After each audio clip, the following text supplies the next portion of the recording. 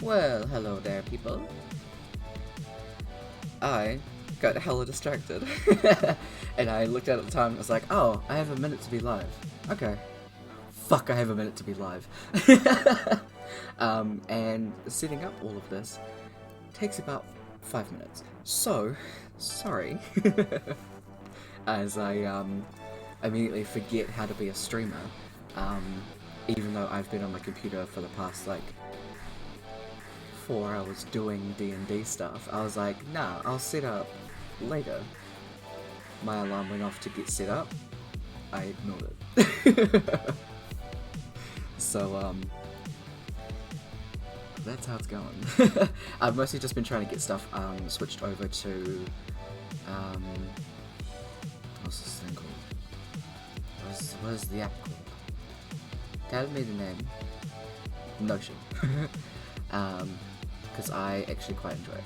It's a good alternative to OneNote.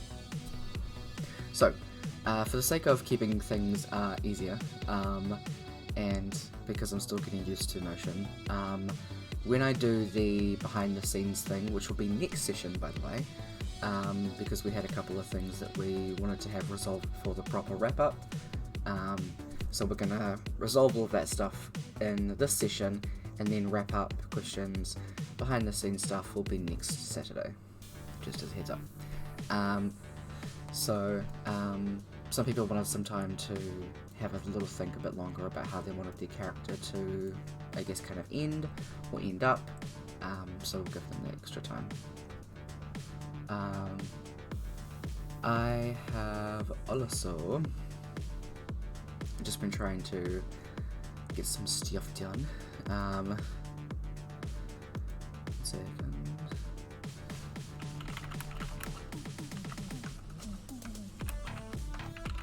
Cool. I was just clarifying now. Or doing an okay for a thing. So, because it was short notice and I didn't really think about it, I'm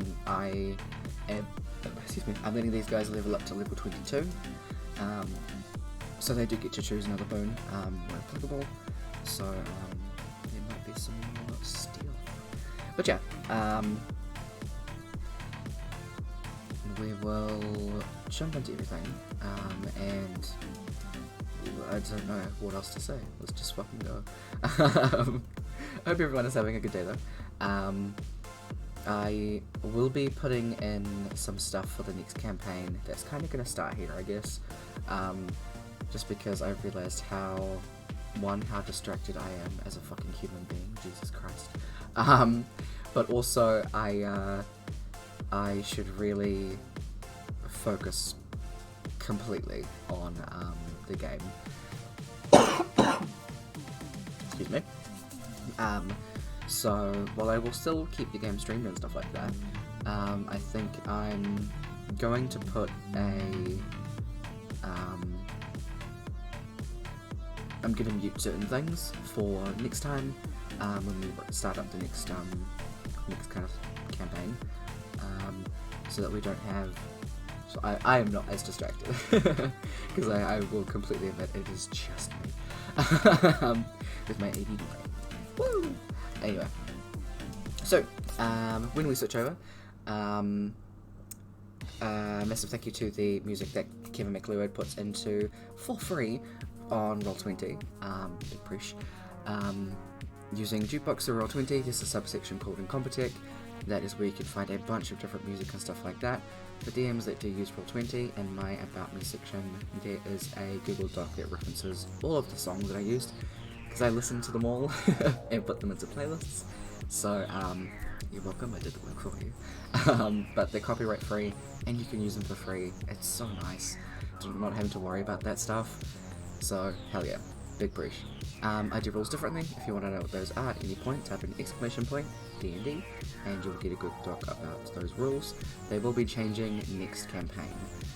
I do want to alter some of them, so that'll be explained in the very first session as well. Also given a new Google Doc as kind of an updated thing. So, the artists that have done the amazing character profiles, which I will properly show in the wrap-up, because, my god, all of the icons that Nebulous Kiwi did, so good. I don't think anyone's seen Surrounds. Surrounds is so good. But yeah, so I wanna show those properly, give Nebulous Kiwi the appreciation that they deserve, and also the crews that I used for Finch and Raiden are made by Maria Blowers. They're an awesome artist, and as long as we give them the appreciation they deserve, they are totally chill with us using their crew. Artists that have done the maps that we use are the Reclusive Cartographer and Go Adventure Maps. To get their Patreon details, exclamation point DND maps. A couple of commands that may help peeps out. Exclamation point DND who is who will tell you who plays who. I do plan on actually having like who is who on stream, like actual little tags at the bottom, because hey, that's helpful as fuck. So it's not just, oh yeah, by the way, like a third into the session, this is who this person is, by the way. I swear I know what I'm doing. And also a little synopsis will come up if you put in exclamation point. Well, that's gone now. I threw that away. Exclamation point emotions consume. We'll give you a little synopsis. If you think someone's character is doing some dope shit, you can give them an inspiration point through the channel preaches. This can be given to NPCs as well, that are good, obviously. So if you think someone's doing some cool shit, feel free to give them an inspiration. I give characters a max of 5 inspiration. If someone is already at their cap, I can either refund it for you, or you can gift it to somebody else. Completely up to you. We take a break around 8:30 for 30 minutes as well, and as on the DM, pretty much like I said in the beginning, I don't look at chat too often. I leave it to my mods to suss y'all out, but you're normally pretty good, so... I look in the chat in the beginning and the break and a little bit in the wrap up. So, yo. With all that shiz, let's jump in. My head is just in calamity mode. Oh my fucking god. Oh god, if I could, I would have like skipped stream to keep watching, but I can't do that to my players. So, Jeebus. Anyway, let's jump into these people. These lovely, lovely people. Ayo, peeps. So. Ayo. Turn that up and Spottershy, shut the fuck off. There we go. As you can tell, my England is very good tonight. It's so good. It's gonna be a time, y'all. Yeah. By the way, I was like, I have this thing where if I have anything in front of me, I need to play with it. So I was like flicking a pen around and then I just threw it away. So, that's why that thing's gone. But let me scroll down because I was doing some calculating for what day you guys are actually on for this, the start of this day. I suppose it's the end of this day, because you guys haven't gotten to the next day just yet. So, let's for a start check on some of that.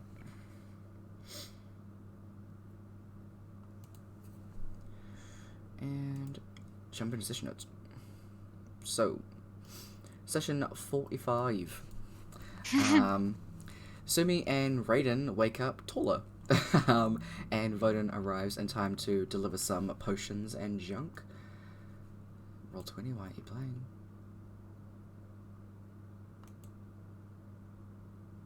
Is it just really quiet? Nope, I have the window muted. Hey, that helps. I'm a professional. No, I'm not. Saran is now an archmage, and Viconia is a super paladin. Finch remembers that he can actually locate the last beastie, and goes to do so. Emelia asks for a hug from Voden. He flips her hands over, inspecting, and then gives her a hug. Not gonna lie, that was fully because he was expecting for you to put something on his back. He was fully expecting a kick me sign, 100%. He knows you. He's gotten to know you. Jim's just like, I just want a hug. He's like, seems sus. He also threatens her with the fact that that she will come back from the next fight, so he will be able to do something about that. So when she comes back, he can at least, I don't know, some sort of threat here. Finch describes the skull-filled jellyfish and asks legend lore for its position. It's shown that the tomb was a westerly direction of Veritas. Yep, that's right. Also, its name is Galsol, also known as the Cold Hex in Primordial. Saran tries to scry on it now, and now that we have a name, and her spell seems to involve too many skulls and black ink. Very, very Saran. The Galsol is in Eightworth Isles, and it seems to be keeping around Saxtondale. You guys teleport over there, ready to set up, and Reddit and Viconia go to ring some of the lighthouse bells that are, the bells that are in the lighthouse, and then fly back to you guys, just to make a whole lot of noise to get its attention. All is quiet for a little while until the creature looms on the horizon, accompanied by a massive undead. Viconia starts with a bunch of damage, and then y'all just go beast mode from there. Nerol bullies through the crowd. Raiden flies to smack up the jellyfish, and Saran places an ice wall. A lot of very well placed fireballs and erupting earths, leaving nice little gaps in all of the undead horde. Begonia does a K of damage at some point. Jesus. A very well placed wall of fire gets rid of a good chunk of them as well, because they're too dumb to understand that ouch, fire hurts. Then up on top of the Saxtondale walls, Finch, Sumi, and Emelia notice that there is a weird floating orb watching them. You guys, Sumi describes it as a scrying orb, as you guys figure out what it is, unsure as of who was watching. Saran casts Maze on the squid, giving you guys a breathe around. And then for a little bit while you guys are breathing, you guys recognize a new crowd of people, as well as a couple of extras. Nerol recognizes the newcomer crowd from Doncaster Attack. You guys, the crowd dash behind the undead, switching them with the Adventurers Guild on the other side. I switched on the wrong thing. So you guys had some new allies, it seemed, which also did include the guy that snapped Emelia's neck. He's apparently here to help now, and Emelia yells, "Are you here to snap my neck again?" But only Sumi hears. Sumi's over and jumps off a wall.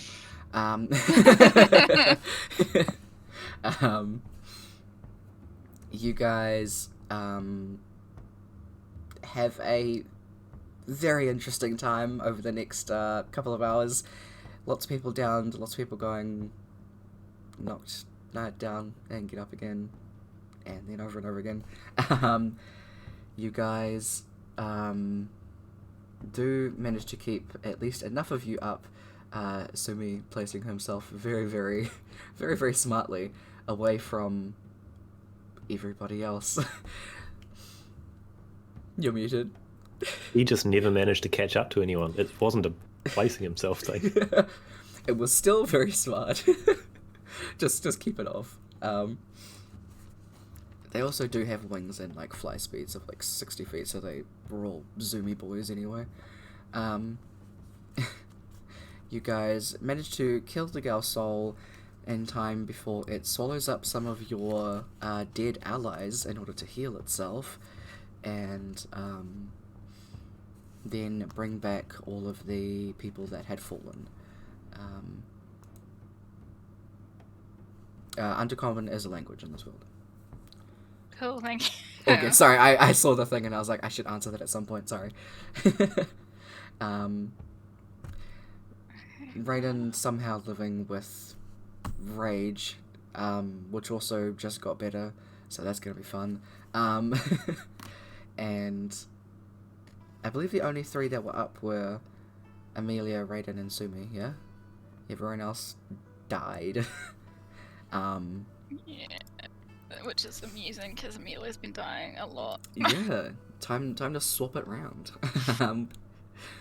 So Sumi heals Neural, though not enough to save her. Amelia fails a medicine check and kills Neural, but passes one to raise Raiden. Finch dies as Raiden reaches him. Amelia is... Killed Neural? You can't kill someone with a medicine check, but she didn't succeed, and the Okay, next I roll was was a like, fail. I So... don't remember this. The way you described it was that she failed the medicine check, and because of that, Nyril died. Oh no, I think it was because Neural's turn was next, and then I rolled the death save and it failed. Yeah. Right. Yeah. I'm still gonna blame that on Amelia. That is totally fine. Emilia is indecisive of who to revivify, but then goes to Viconia. She wakes up fuzzy-headed and then hugs Amelia. Amelia asks Sumi for Neural's diamonds, who shakes the rabbit upside down just to have them all fall out. Neural is revivified in a pile of her stuff and goes to revivify Saran. Amelia kicks the jellyfish and messages Vodun that it's dead. Neural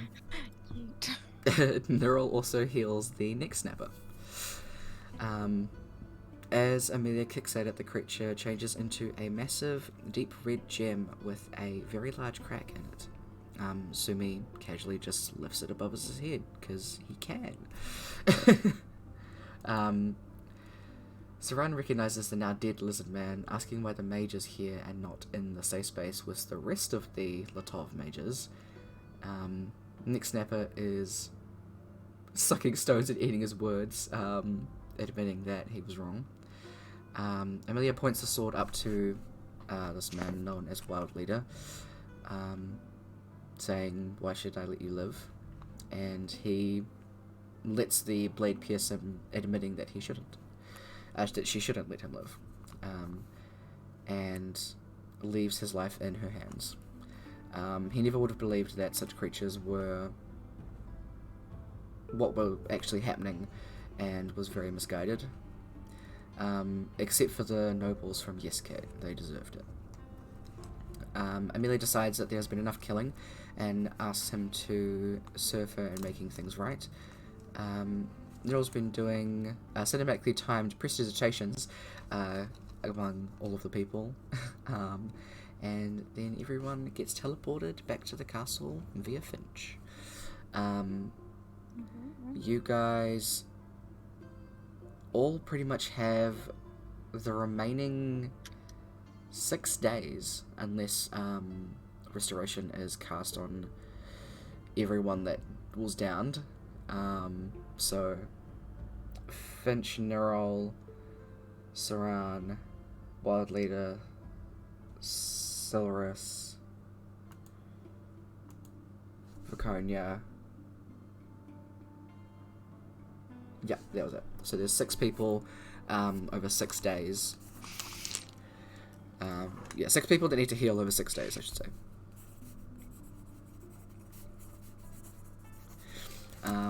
As when you get brought back, you are literally coming back from being exhausted.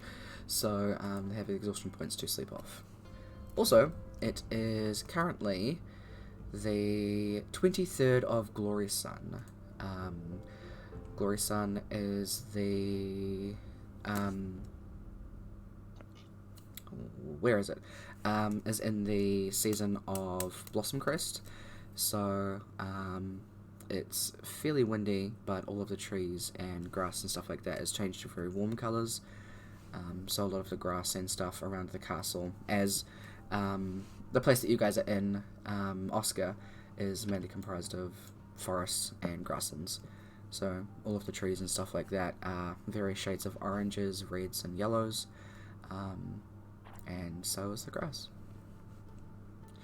You have only just really having the downtime to realize how much time has passed. Emelia, you know that tomorrow is your dad's birthday, Kaz, and that 4 days previous it was Elia's birthday, your pretty much god aunt, and then Raiden realizes, hey, I got a day older like 5 days ago. He doesn't really care. So that has been pretty much what has passed. Is there any kind of greater restorationing that you want to do over the next little bit? Do I even have greater restoration? I think Finch has diamonds for it. I'll have to check.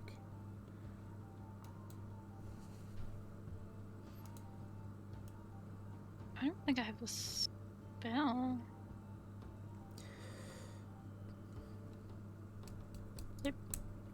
Finch doesn't have the materials for it. I don't have a spell. Okay. Errol has 12 castings of it, but then again, she figures all the creatures are dead and falls asleep anyway. That's completely fucking fair. So you guys pretty much have downtime of 6 days. What do you want to do with Wild Leader, whose name is Lordak, and Celeros the Lizardman? What do you want to do with them in the meantime? I would like to put them in a room with guard. Wait, are people coming back yet? It wouldn't be immediate, like you guys have just gotten back, so... Oh, we've just gone back. Yeah. Shove them in a room. Okay. Just in Be one like- of the normal rooms? Yep. Okay. Just be like, you guys can crash in here, we'll sort everything out later. They literally cannot move because they died, so... Well, yep. They They're not had- going they had- anywhere. They have a movement speed of 0, and their Wild speed Leader is was, halved. was alive. I I'm think pretty he sure was he... alive. Oh, yes, They're all- he they're all succeeded. Critically raised Wild Leader. Yeah, sorry, only 5 people. He succeeded his saves. My bad. Sorry, I'm just reading the thing that Brooke sent me. 1 second. Oh yeah, that's only because I was updating stuff.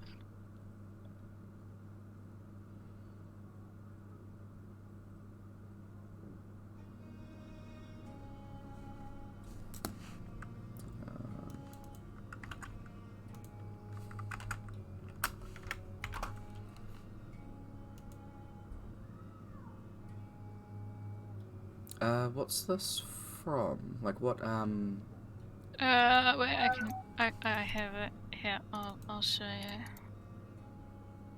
I sent you the link. Because I did the boon of multi-class, which means I can take on all the things of another. I literally just wrote this down.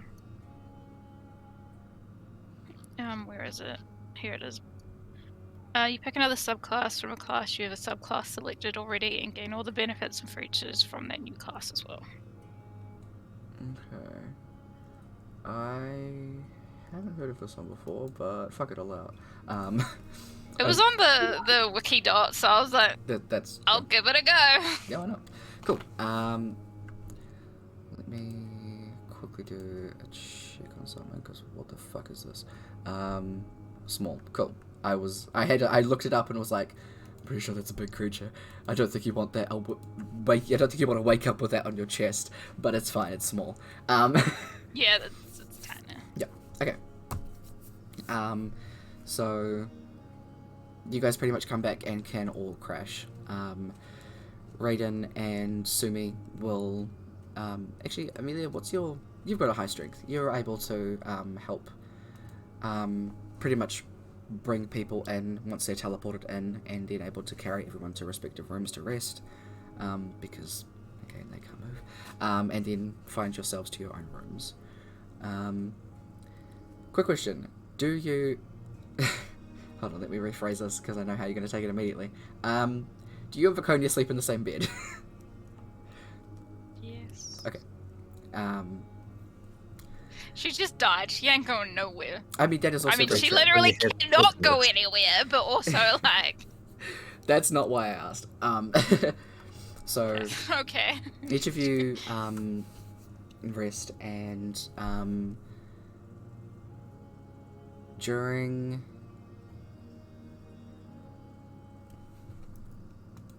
Yeah, pretty much during the night you have a very vivid dream of some weird figure accompanied by a bunch of canaries. I think canaries are a bunch of birds. Yes, they are. They're small birds. Yeah.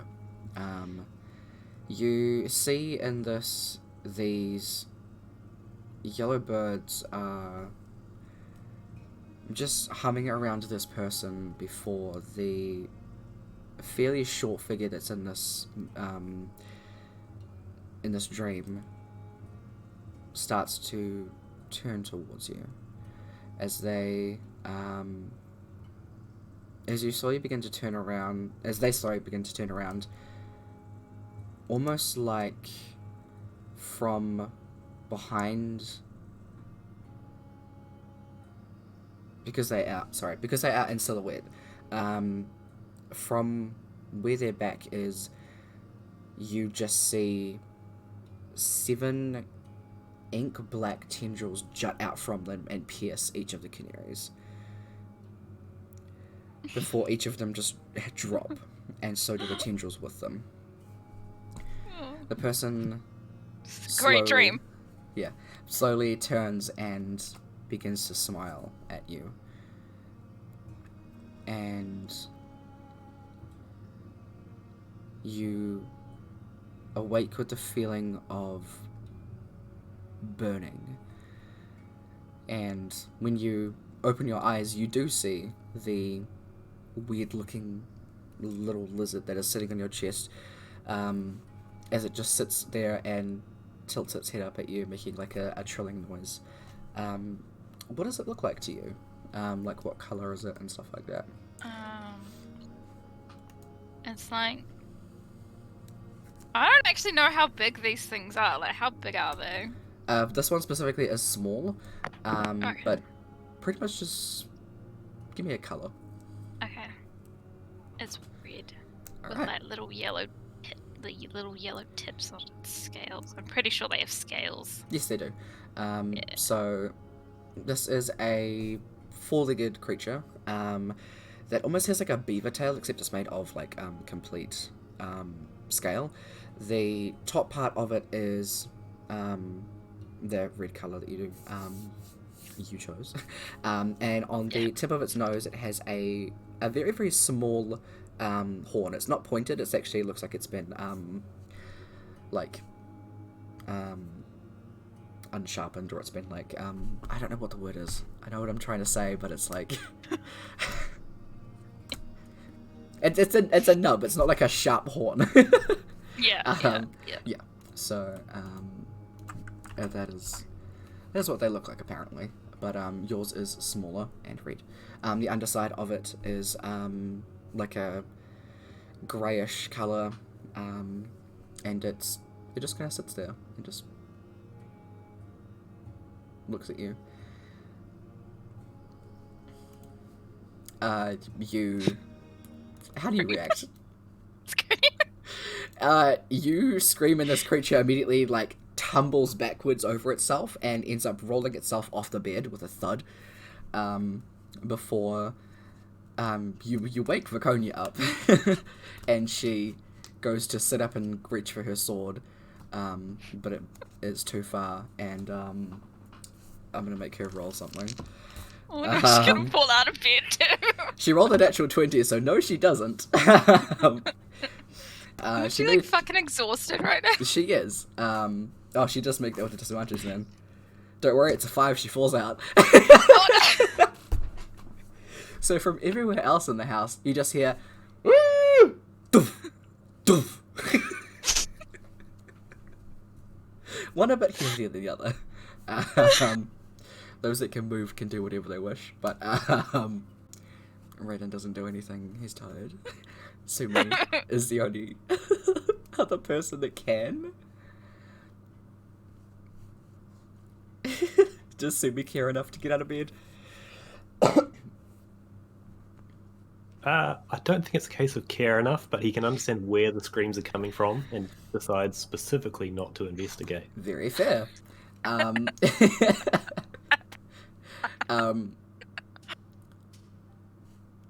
Vakonia has to crawl herself up onto the bed again, and then it pretty much just looks at you completely exhausted and...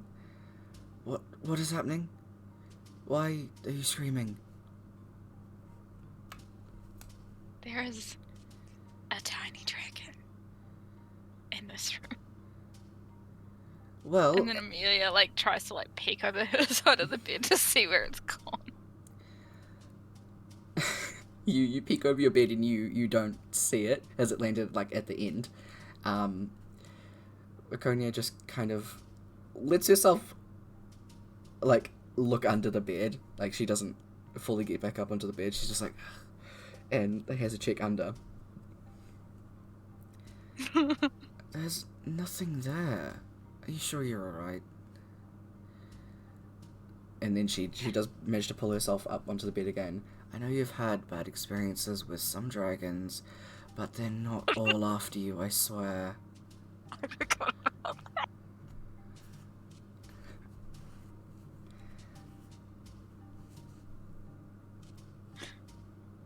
Amelia just looks at how exhausted Vakonia is and is like, just go back to sleep. It's okay. Maybe I just imagined it. I had a weird dream. It's been stressful over the past months. Just try and get back to sleep. And she'll lie down and go back to sleep.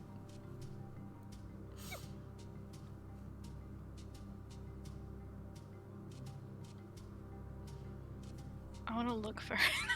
Okay. Do you get out of the bed, or are you kind of like crawling around the bed? I want to get out of the bed. Okay. You get out and make a investigation check. Oh, where's my sheet? Did I have it up? I'm sorry. Investigation. Investigation.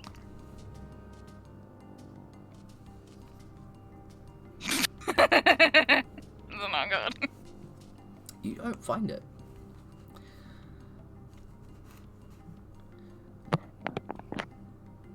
Okay, I go back to bed. Okay. I assume I just had some weird ass dream. Yeah. You do go back to sleep. Waking up in the next morning, everyone has had another long rest, so there's only 5 days left. You do wake up and know that it is Kaz's birthday today.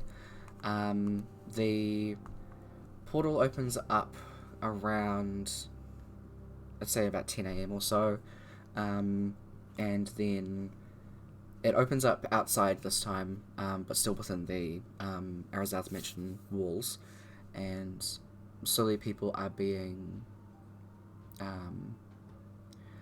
brought in. Not commoners though. They are bringing in remaining soldiers. They're bringing in the mages as well, and any other, I guess, fighters also that are left. And the mages go to the towers and pretty much spread themselves out around the Tov to begin doing checks.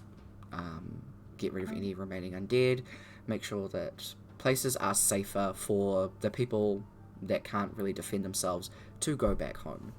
And you imagine that will probably take the next few days for them to do that and give reports back. But all of your family does come through, and you guys do get to spend the day together. Probably all look like shit. You get up the next morning, and I'll get you to make a perception check. Wait, I already have my sheet up. I should be good at this. I say... Very good. Okay. As you are getting up, you hear the like trilled sound from before, and as you're going to get like dressed, you do hear like a scampering sound.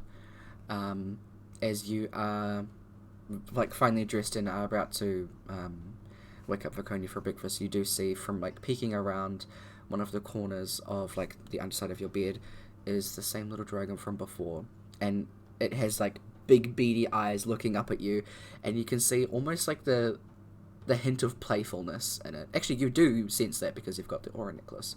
There does seem to be no threat to this little dragon creature. It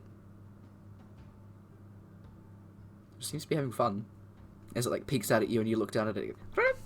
It goes back under the bed, and then you kind of stand there for a second before you look to the other end of the bed and see it poking up there, and it hides again.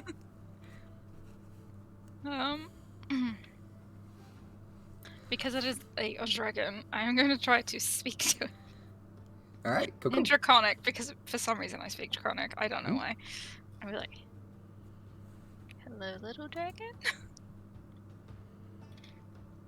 I don't know if I can... What is its intelligence? I don't know. Okay. So it wouldn't form words, but I mean, it probably can at least communicate simple things in Draconic, though. You'd probably just hear it say back, play? Friend? Hi!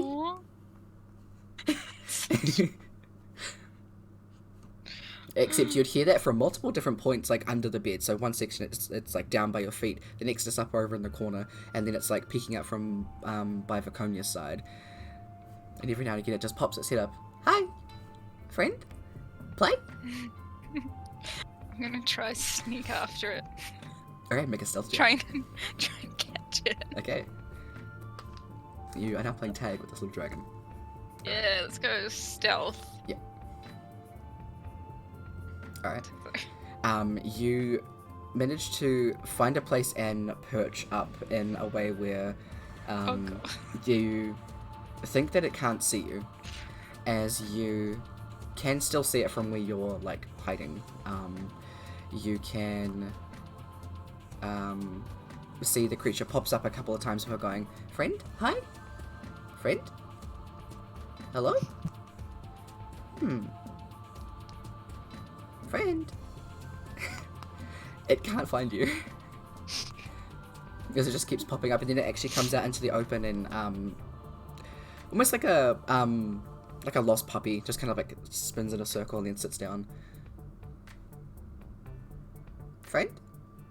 I want to sneak up like right behind it without it noticing me. Alright, I'll say with that, definitely. It kind of goes to look under the bed, expecting you to be there, even though it was just there. And as its head is under there, its tail like up. It can't really wag, but its tail is just kind of like up. You kind of along the sides of it, just kind of like poke it. And I'm not even going to attempt to make any kind of sound that it makes, but it makes this kind of like high shrieking sound, and then scampers completely under the bed, and kind of curls around and like pops around the corner. Friend! And then kind of like jumps up onto your shoulder. Can I like pet it? It's like petting a lizard. It is scaly. It's not like sharp scaly either. You would imagine that head. part of its tail would probably hurt to pet, but its head is fine. It just kind of like bonk its nose horn at you. It doesn't hurt. I'm gonna wake up Viconia and like act like it doesn't exist. Okay. She kind of rubs her eyes for a minute and is like, any more? What is that? What is what? What are you talking about? She goes to like poke it, and it's like,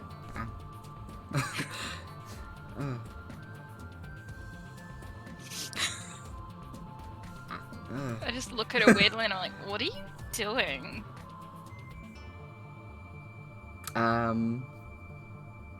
Make a deception check.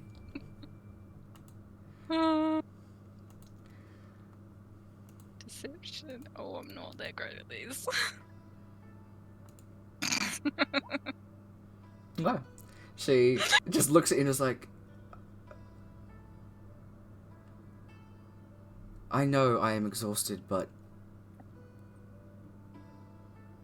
I need a few more hours of sleep. She slides back down.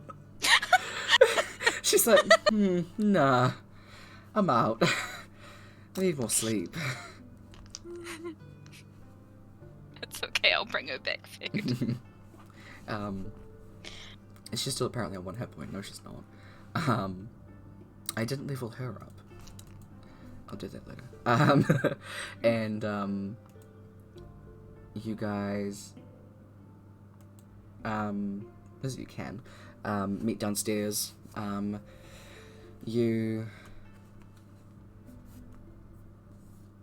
get breakfast made and take it to some of the people, and then pretty much the rest of the day is yours. Everyone else can sleep if they want to. How many 8 hours are in 24 hours? 4? Math? 3. 3. Okay. It is 3, okay. 8, 16, 20, yeah, 3. Cool. For some reason I was counting in 6. Fair enough. So everyone can sleep pretty much the entire day, and then there will only be 2 days left, which you can sleep most of tomorrow. So is there anything that Sumi wants to do throughout the day? Nothing is completely an option.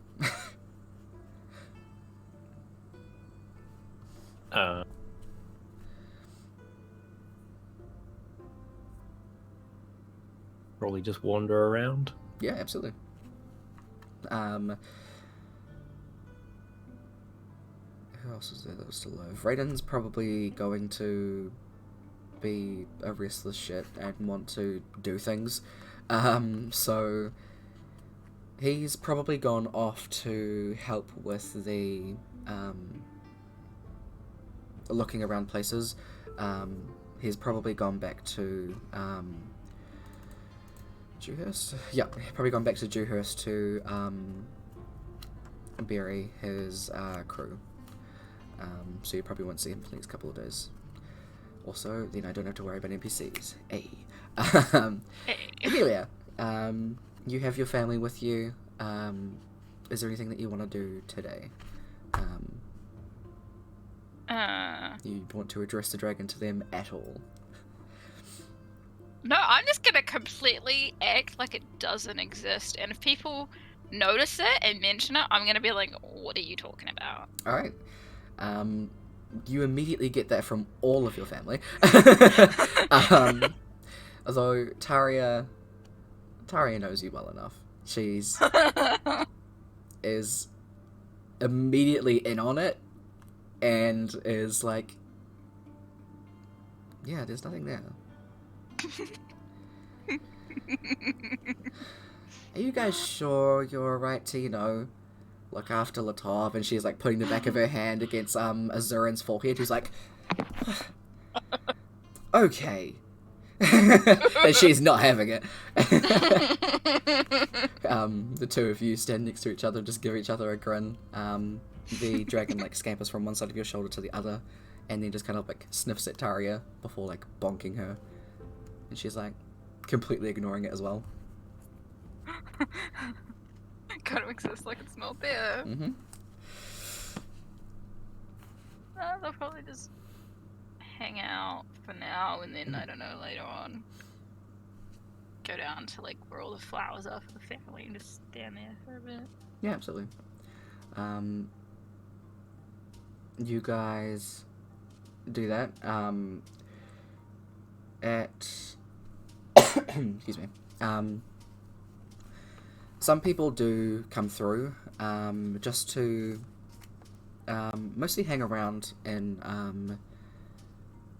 in Murstone, but not very many people are too keen to get out at the moment. You guys do actually see a couple. Oh no, you see the four people that came, or that were like hanging out in the Ahrozath castle for a little while after like group 2 people dropped them off.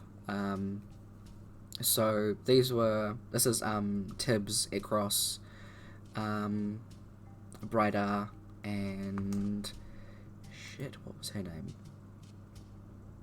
Seisha. So the half-orc man, the water ganassi girl, Ekros, the yellow tiefling, and Tibbs, the human woman, who the last 2 who helped you with the armor pieces. They do come up and ask you what happened with the royal shift. I don't believe you know them by name, so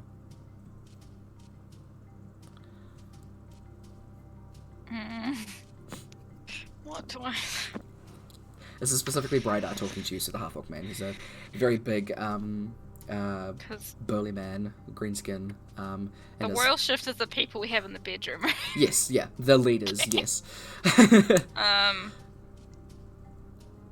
want to say they showed up at the last battle and fought with us.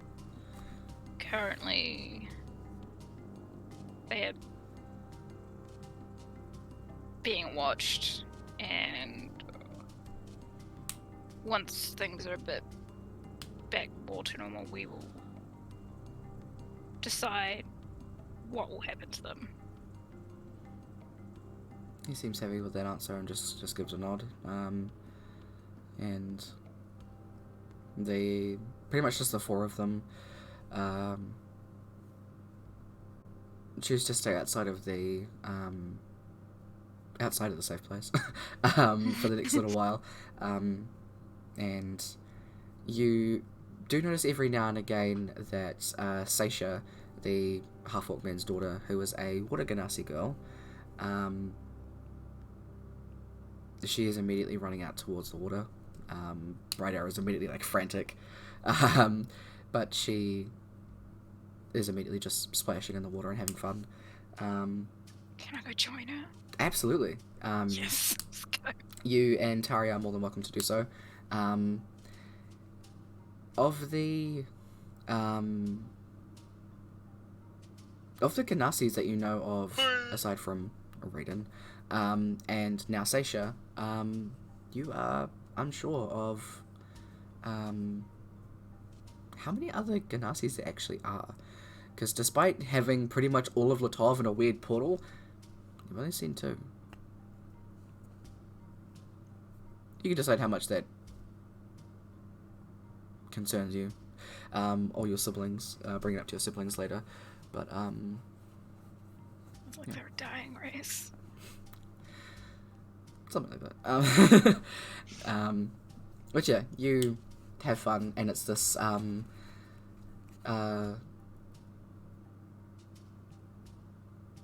you can tell that once you start having fun with Seisha, like Brightar's shoulders drop, and it's like, okay, maybe things can actually go back to normal. We don't have to be scared. And it is a sense of normalcy, sense of normal. I don't know what that Yes, word is. There's a words. word. Normalcy. Normalcy. Yep.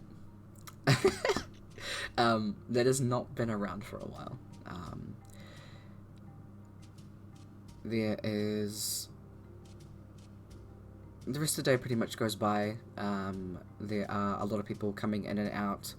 Not so much of the portals, but coming in and out of the castle itself, giving reports about specific places, and a lot of the day your siblings are kind of, your older siblings,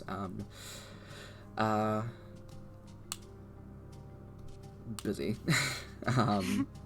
just doing stuff, getting reports about places that need to be worked on. These are the places that have had a lot of attacks.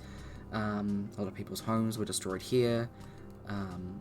So, yeah, you can see they're kind of doing that for a fair bit of it.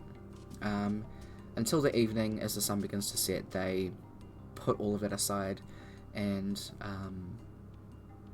then meet all of you over at the statue where all of the flowers are. And they just sit with you there for a while, and you also start telling stories about Kaz and your mum, and just reminiscing and celebrating them both. Yeah. Is there anything in particular that you want to do for the rest of the day?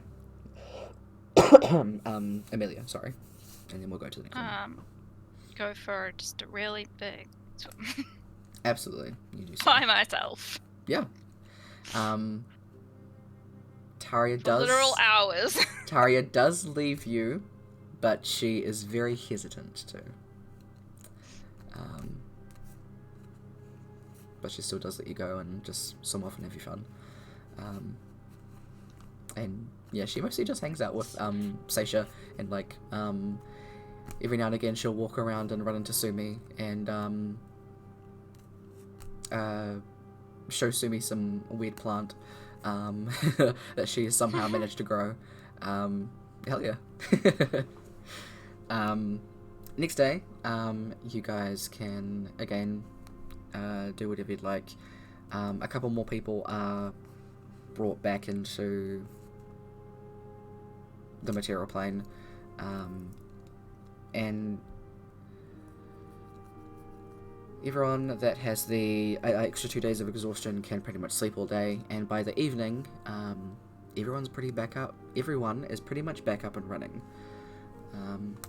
Yeah. Raiden does come back at this time. He would have teleported back.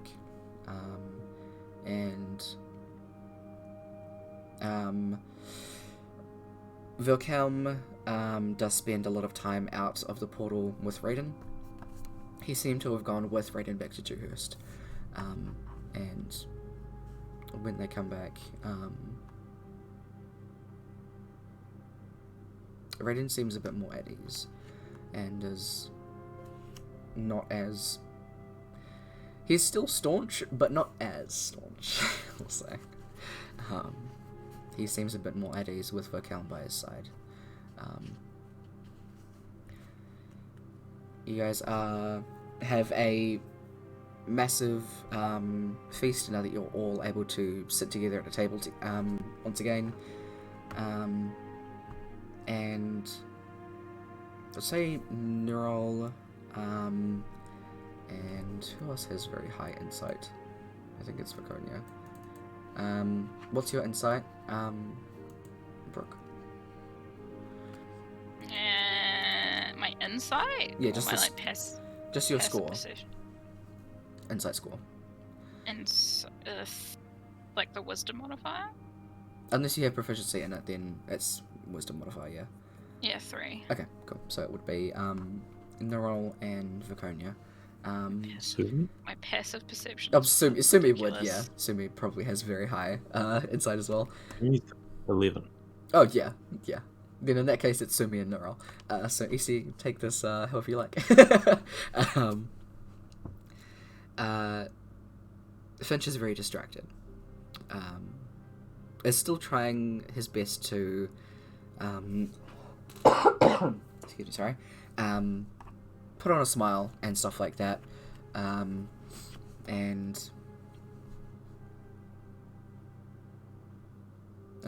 Finch does end up leaving the table a little bit earlier. As he's leaving, Amelia, you'd get the... you'd be able to tell the emotional aura of Finch is very nervous and worried. So, just a bit on edge. Yeah. Sumi will pretend he's finished and head off after Finch. Alright. Finch has just kind of found his way outside and is just sitting on a bit of the grass and is slowly kind of like picking up seeds and letting them bloom before putting them back in the ground and just doing little things with his new druid craft abilities. Just trying to get used to all of that. Nearly at Finch, soon he'll pipe up and say, pretty flowers. Finch does jump at this. Not expecting Sumi. Even though Sumi's not the most stealthy, but He is massive, however, if you turn around and don't expect that. that is also true. It just shows how distracted Finch is. We'll say that. Yeah, I think I'm getting better.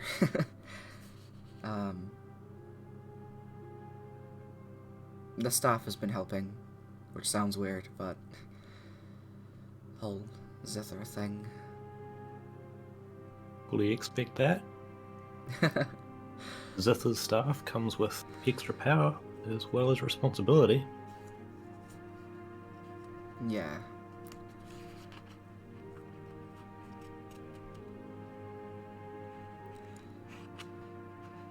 Something on your mind? Is that easy to tell? I mean, yeah. I guess it's mainly just the responsibility. I know what's happening there, and it's been weeks. I mean, we've had bigger things to deal with, literally. But, there are children there. Families. Other people that don't deserve what the dollar is doing to them. The people that were in hiding were already scared. We took their leader away from them. Left them with a new leader that's terrible. And now that I have this, and Finch kind of strums the harp part of the staff.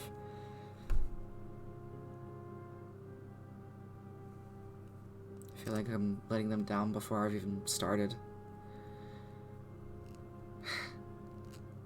Bit hard on yourself there. You haven't had a chance to let them down yet. I guess. But, now that I can, Yeah. you know, walk again, I'm, I think tomorrow morning I'm gonna go back to the Feywild and deal with this. I don't know if I should tell the others, but I can't leave this any longer. I don't know what it's like already. I was tempted to ask around to do some scrying, but if it doesn't work, that might put them in more danger. I've tried to do some legend loring, but it hasn't worked.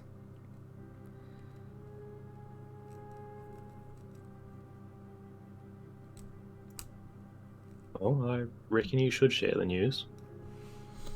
While everyone is still here together. Everyone seems to be recovered now, so might have a few takers to give you a hand. Plus, if I remember, you can't plane shift, so I'm coming. True. Can't really deny that.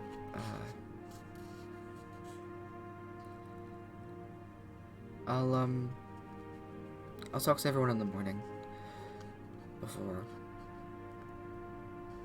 Yeah. We'll sort something out, I'm sure. But, thank you, Sumi.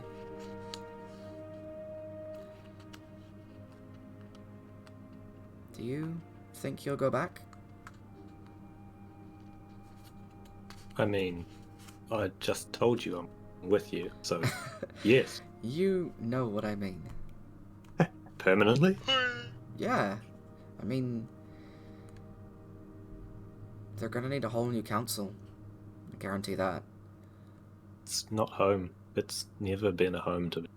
Even when I was there before all the shenanigans, it was only ever going to be a transient style. You can hang around for a while, come back every now and then. I prefer the forests over here. That's true. Less shenanigans. What are you giggling at? I'm going in the Twitch. You kind of know you come across a farmer's cart selling corn. The child tries to convince you how good the corn tastes. It has juice. The child is... corn juice. Okay. Okay. Thank you. So Okay. Sorry. That's understandable. Although... And Finch, like... Finch stands up and leans in a bit. Although... You do have Emelia on this plane. I'm sure she's part Fae. You cannot be that chaotic and not be part Fae.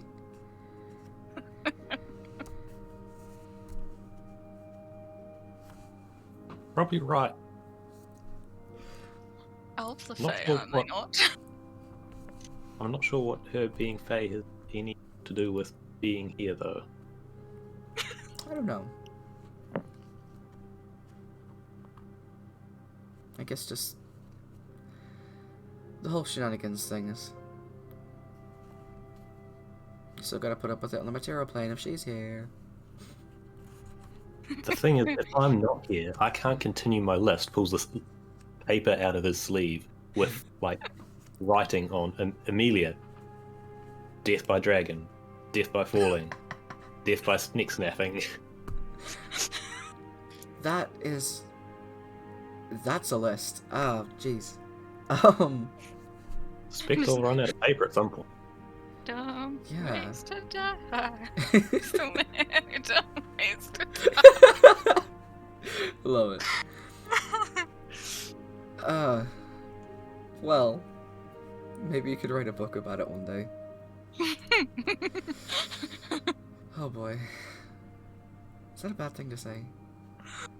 Immediately I all the mean- dumb ways she died. Maybe make it a flip book. Kid friendly. Images. Oh, The picture yeah, I book. didn't think of that one yet. Yeah. Okay. You want to scribe before heading back. Maybe do so immediately before we go back, so that if it is going to put people in danger, it won't do so for too long before we get there. What was the first part of that? Sorry. If you do still want to scry before Scry. heading back, maybe do so immediately before we head there. That's true. It should be easy to do so once we're in the Feywild too. So...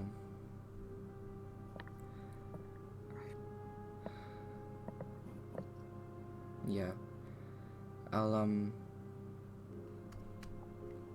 get Saran to write up a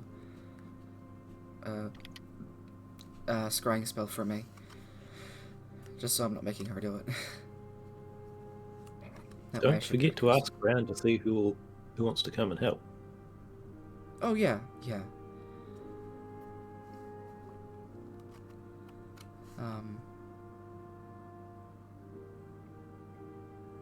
Yeah, I'll have to do that.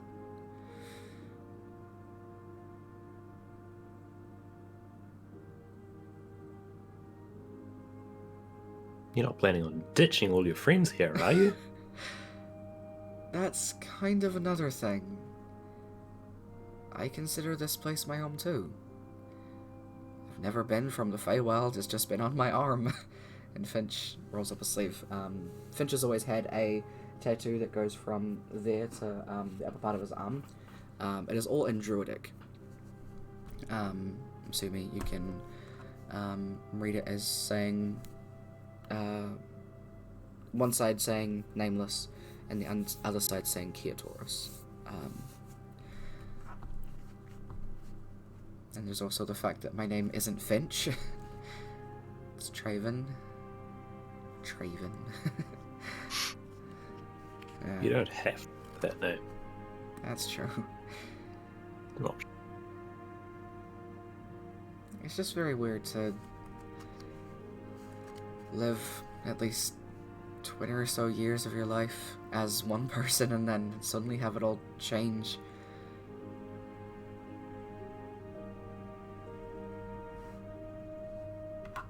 I've never really thought of myself as a leader. So there's also that. It's just a lot.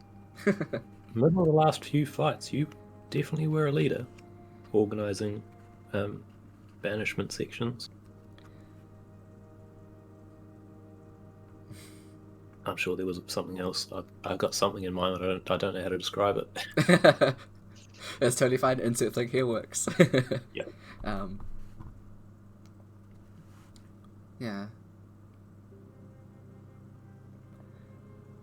I mean, despite it being blood, I don't think I can just show up and expect to be Zither. I think there are trials, so I have to earn it, and I'll figure it out from there. But,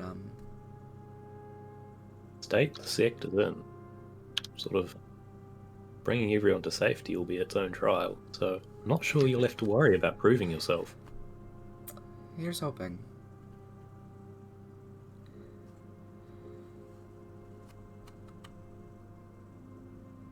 Yeah. I'll talk to everyone in the morning. But yeah, where is the spell gone? Oh right, it's not a spell, it's a thing. I want to show you something I've been working on. It's a work in progress. And Finch goes over to, pretty much to the water, and you see, before he even puts a foot in the water, he takes a deep breath, and then takes a couple of steps out before diving into the water.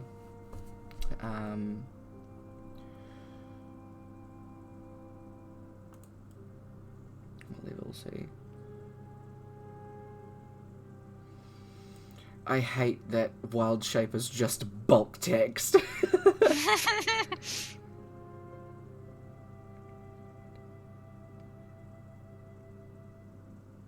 For the sake of fuck, I'm not reading that. He jumps into the water, and for a second you are concerned, because people can't normally hold their breath for like that long, and it's been a few minutes now before up flips a dolphin from the water, and then halfway through the flip it turns back into Finch and he stomach first hits the water and then just stands up, because Finch is reasonably tall, and stands like swimming up. You just hear, okay, ow. I need to work on it more, before swimming back up. Well, you've got the shaping down at least. Yeah, You practice on your... it's just holding it. You see like some parts of his arms are like red from hitting the water. Yeah. I have a bit more learning about how to be a druid first. I'm more so a music man.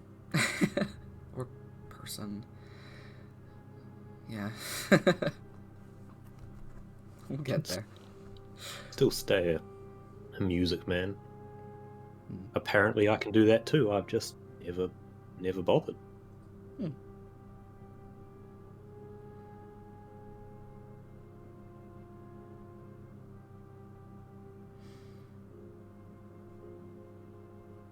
Okay, that Might really be hurt forced. though. You might be forced into a druid, but you get to pick who you are. Sure. He's just kind of like rubbing his he casts a you'd probably assume like a healing kind of spell as the reddish orange grass that you guys are walking on to go back towards the castle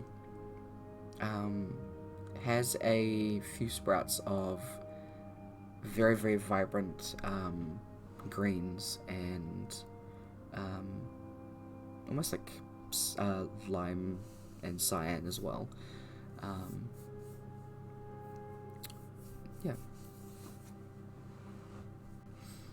You're a very perceptive person, so... is there anything else that you guys want to do for the rest of the night? Or we go to the next day? As everybody's no longer exhausted. They're always going to have fun in the corner playing with all the possible illusion cantrips. Nice, nice. She managed to get hold of Druidcraft as well, so now she does have literally all of them. Nice. Gotta catch them all, cantrip style. Good shit.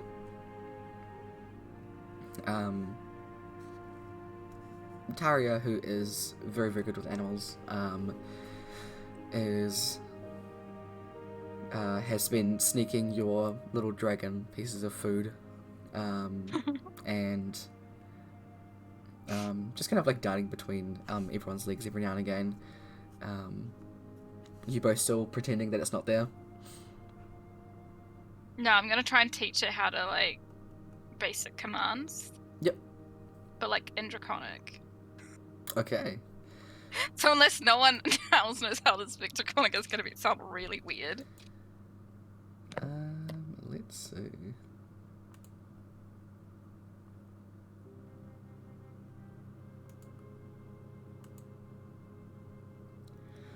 Those are your backup ones. Where did I put Taria? I've only got the bad version of Taria, but it was still her base stuff, so...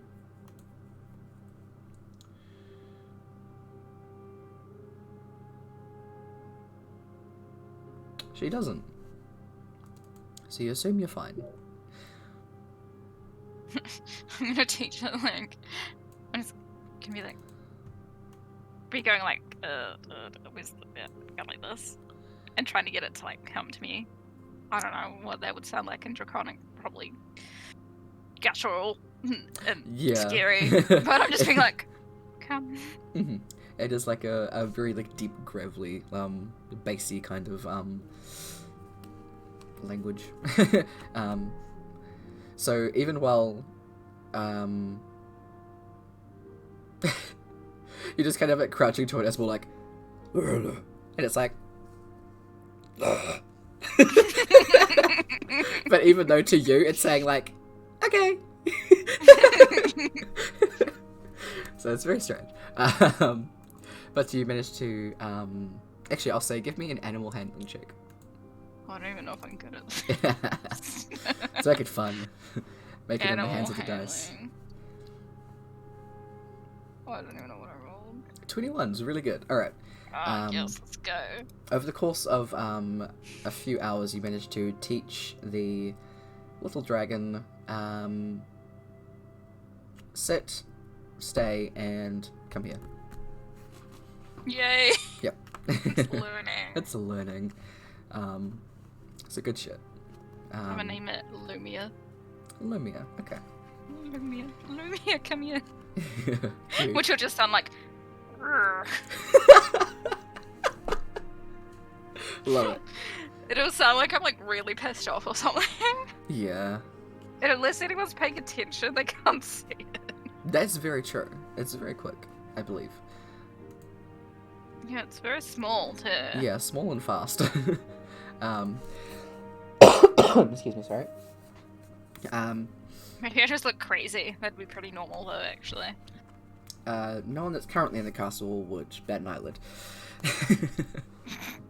They're like, this is normal. Mm-hmm. You guys can go and do your own thing, and then the next morning, ow, punched my headset, don't worry about it.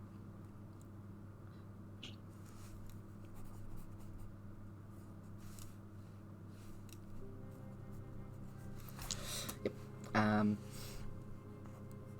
In the morning, you guys will get up for breakfast. A lot more reports have been coming in for your older siblings. They've actually brought out a significant amount of people, specifically builders, construction workers and things like that, as well as other casters that can do basic level casting. Some clerics as well to help refill water wells and stuff like that. And obviously constructors to help rebuild things. And yeah, so all of that stuff is beginning to get underway. Your siblings are very busy, and don't really, you don't really see them too much as they're both working together on your parents' office, deciding to collaborate instead of try and hand it off to one of them. They're just taking it as a two-person job. Around breakfast, Finch will pipe up.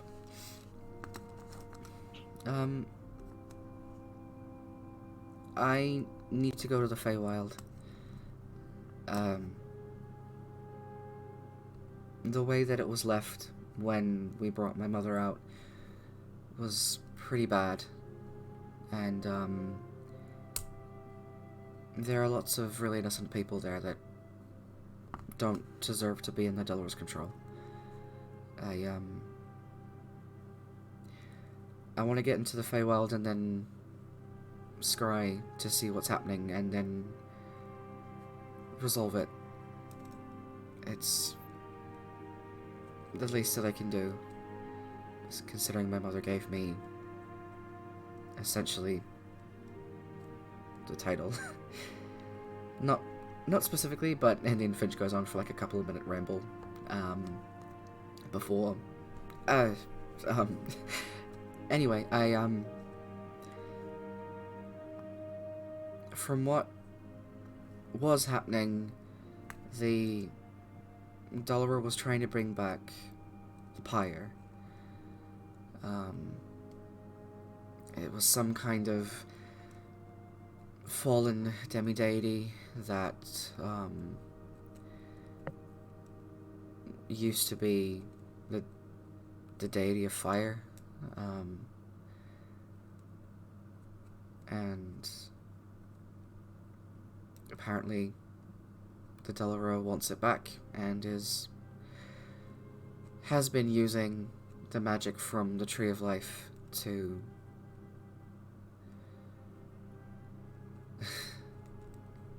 try and bring it back. What that means for all the people there, I don't know, but there's just been a lot of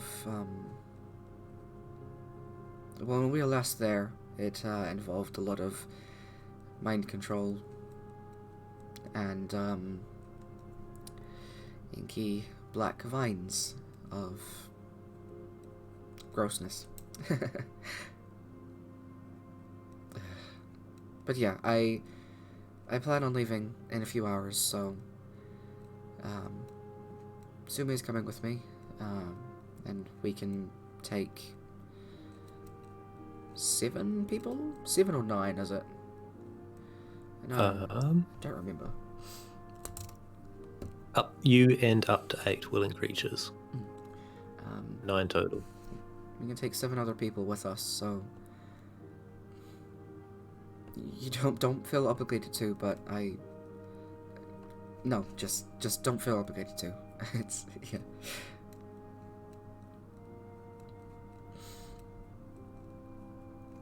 Sumi, during Finch's initial rambling, the 5-minute section, Sumi will lean down, tap Emelia on the shoulder, and ask, "Do you know where Voden is?"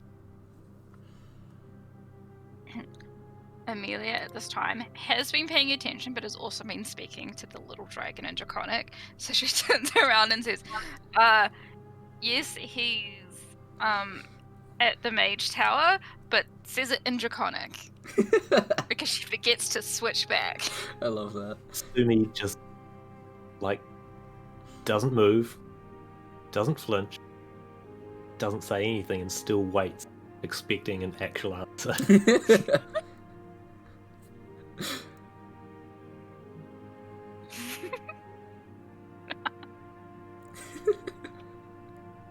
Does she realize her mistake?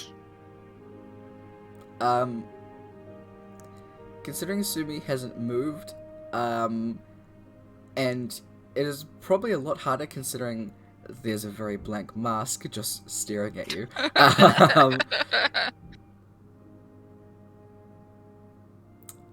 Roll a d20. Roll a d20. Yeah. Just straight d20. Just straight d20. 8. You see nothing wrong with what you have said. Why is he looking at you that way? All minute passes. He's just staring at each other. They're like the little thing, the little lizard pops up on her lap and stares over you. Wait, how many languages do I speak? 1, 2, 3, 4, 5, 6, 7, 8? Nice. Okay.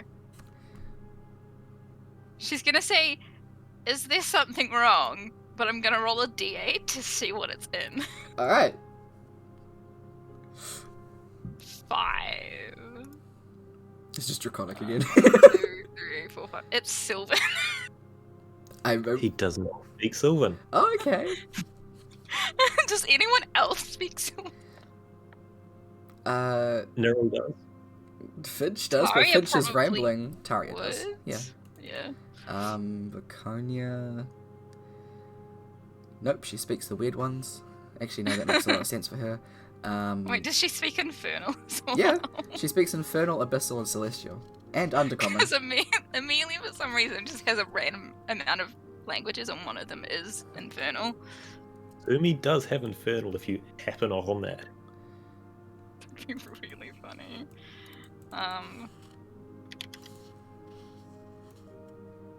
After that attempt, Sumi will say something, saying, "So that's a no, then." Wait, what do you say? Do you just say it in common? He says it in common, so he doesn't quite realize what she's doing. Amelia then realizes she's probably fucked up again because this is quite common because she mixes up all her languages, and replies in comment, "Oh, he's probably at the Arctis League or the Mage Tower." Why do you have to be so difficult? My parents wanted me to learn as many languages as possible, and they get all jumbled in my head. That explains one of your quirks. Yeah, there was this one And then time. he moves away before listening to an answer.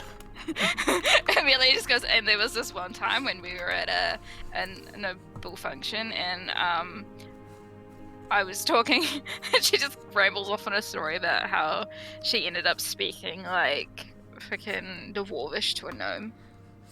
I love the idea of Sumi sitting between two people that are rambling right now. Except Finch is doing it louder towards everyone, and then... Is this Sumi's life? He's used to it.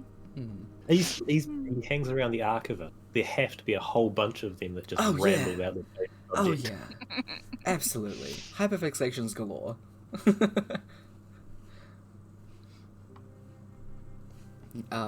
Yeah. Raiden.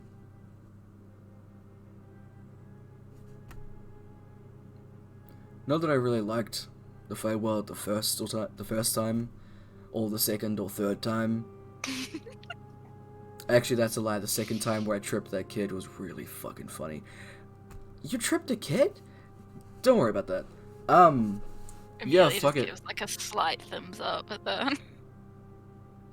He just kind of nods. It,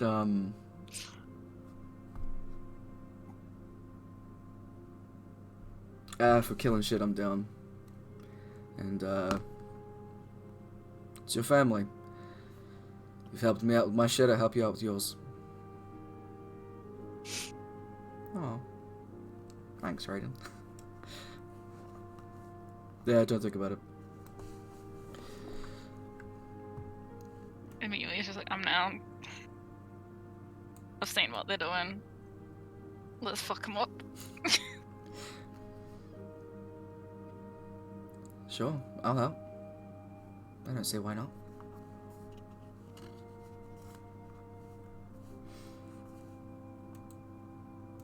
When do we leave?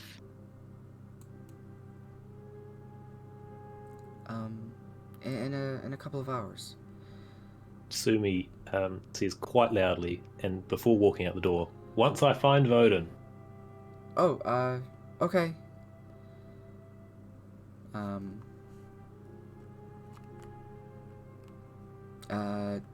Is Neural gonna say anything? Neryl's hesitant, and then we'll probably say something along the lines of, "But oh, why not? You won't stay alive long enough without me."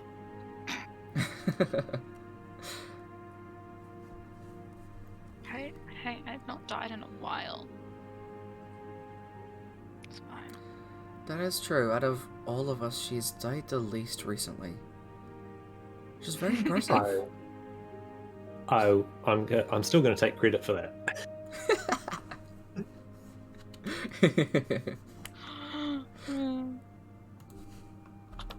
Amelia's just like, okay, whatever. Alright. Sumi can make his way over to the Archives League. Make my way downtown. Make my way. It is. There are not too many people back. Not everyone is back here at the moment. It is only. I would say it is only the expositors and above. So the Archsages, the Imperial Curators, and the expositors. The custodians and bibliosophs are probably still in the safe place, just trying to help out people. If not, they are in various other places across Latov, just trying to help out with the spells and stuff that they do know, or at least archiving what's happening. It's on the name. Anyway, Voden and Pharaoh are in the same room. They'd both be in Voden's office, which you know where it is. So you're more than welcome to stroll on in. He does that. No knocking. Yeah.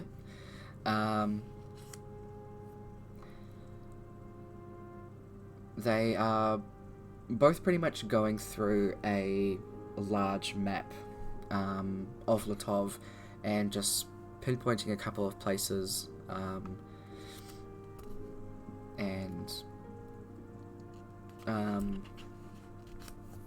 before Voden recognizes you.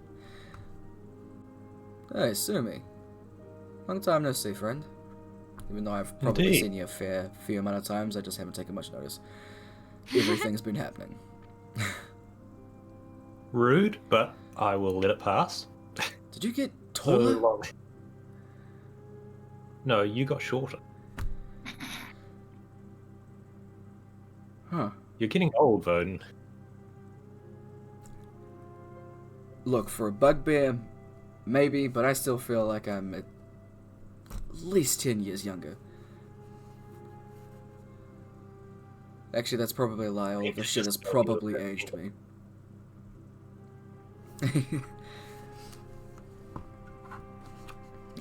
Do you have Pharaoh? No, Farah excuses themselves and leaves you guys to it. Sorry, go on. Do you have a spare tuning fork for the Feywild? I should do. Oops, sorry, turn that off. I will have to check. I will also need those previous tuning forks back as well. We need to keep them in in the archives for future use and things like that. So if you could ask your friend for them back, that'd be great. Do your way, at some point. He'll go into one of the rooms that just is lined with various, not magic items, what's it called? Casting components. And then there is a separate section off that is specifically for tuning forks. And there are a couple for the Feywild, so he'll give you one of them. You know how to use it? Sumi will look at Voden, sort of mildly upset that that's even a question, but it doesn't come through because he's got the mask. Exactly. Okay, here's the thing. Voden has an insight of like 20 something, so he's like, don't give me that look. Sumi will then take the fork, sort of turn it over in his hand, lightly tap Voden on the head with it. Like that, right? Haha. Actually, you need to tap it against your own head for a denser frequency. Ah! Ping! There you go. Voden is normally a very, again, much like Raiden. What can I say? I love staunch men. And this is obviously because it is Sumi, and they've known each other for quite a while. This is probably the most laid back Voden has been for a while. Let me know when you get back. I'm gonna finish our chess game. You need to take your move first. And I will take my sweet time while you're in the Feywild, because I have a few days up my sleeve. That you do. What are you heading that way for? Finch needs a ride. Ah. Apparently he's got a whole bunch of people to look after over there. I think I'll give him a hand for a while. Alright. I think there's a whole bunch of us actually going for paid run there a visit too. Same. You're right. Ignore that. That's just one of the Imperial curators in the background. Be like, your food is nearly here. I have to order one. Yeah. The Voden just gives you a nod. Yeah. Well, be safe and all that crap. You know, that horrible routine. It's not like you're facing any colossal aquatic monstrosities, right? Oh yeah, I thought I remember the armored gift you gave me. And the acid resistance isn't super useful. The only actual acid attack that came near me just missed. Ain't that typical? That who knows? It may be more useful in the Feywild. I sure hope not. I don't want to run into that much danger. True. But it is the Feywild. Just keep an eye out for which side you land on. He just gives you a grin. It's fine, we've got forks for that one already. True.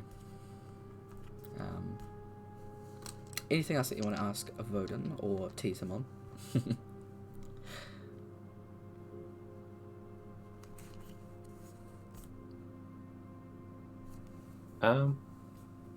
I forgot to ask Finch actually when he was planning on taking armor stuff back. I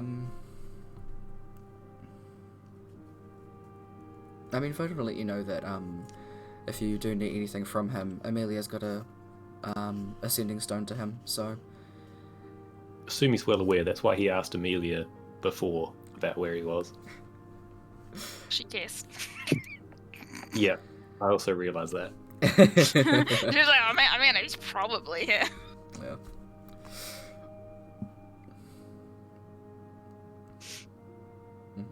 Probably it. Cool, so... you guys can head back, then all of you can get together to head over to the Feywild. So, He's actually going to ask Finch. Same thing. oh yeah, Do you, Hey, you plan on taking all your magical weapons back to sleep? oh yeah, that. I think. Right, I am kind of the one that has to do that, huh? my food has arrived. I'll be right back. Yeah, you're good. I think I just want to get the sect back on its feet, and then I'm more than happy to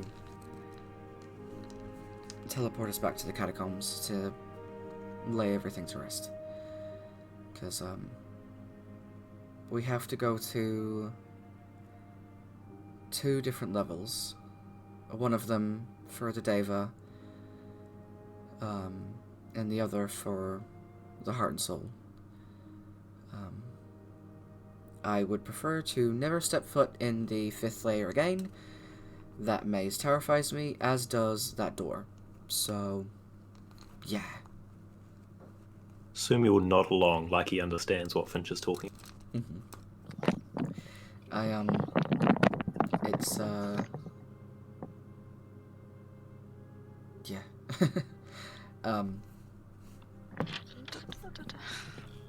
I guess it really depends on how many days we're in the Feywild for, because I think we worked it out that a day in the Feywild was a day and a half in the material plane, so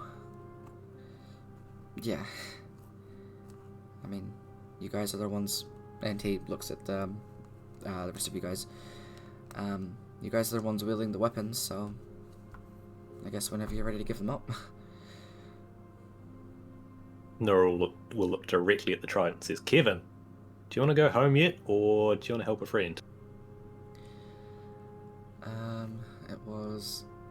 Kevin is the one that can speak to you, right? Yeah. Cool. Okay, I always forget which ones. It's Viconia's and yours that talk.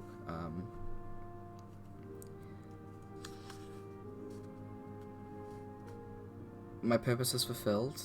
Whatever else before I am laid to rest is up to you. Right, guys, Kevin's in.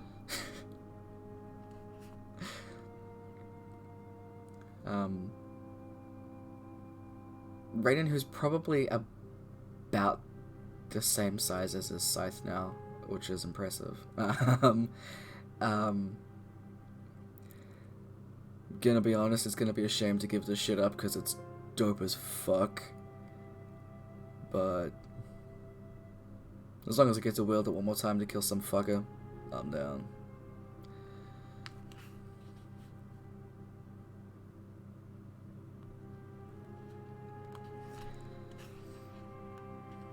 I haven't exactly wielded this thing for too long, so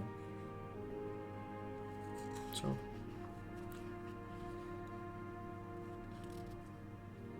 Maybe it's just like, oh. She is. Are you right? They're not meant to be spicy, but because of how white I am, I find them spicy, but I still eat them. But yeah, she's like, she looks at the bow, she's like, it's coming with me whether it likes it or not.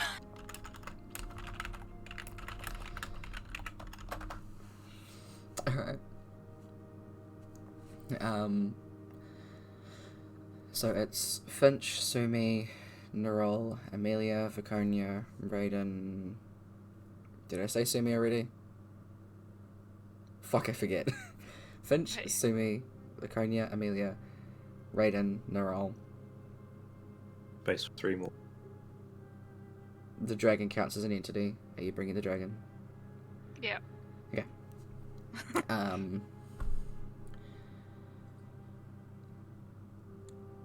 Does Finch bring his parents? Actually- Not yet. You have space for up to 10 more. So I mean, Neril can do the same thing, but using Finch's staff.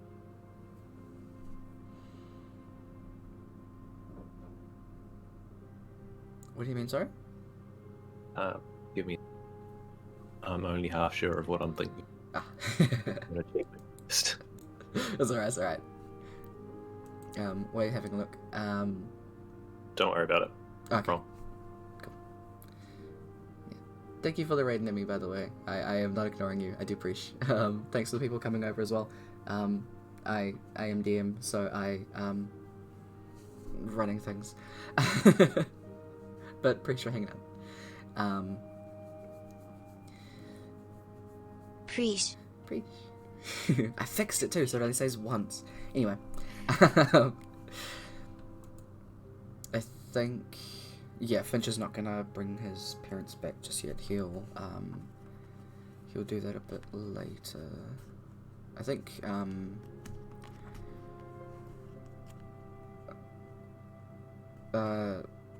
Sua can actually teleport herself back, and she should be able to bring her husband with her, so that's fine. Yep, alright. Pretty sure I gave her a plane shift, I don't remember. Anyway, y'all's can go to the Feywild. Let me quickly do a thing. Ece, roll a d4 for me, please.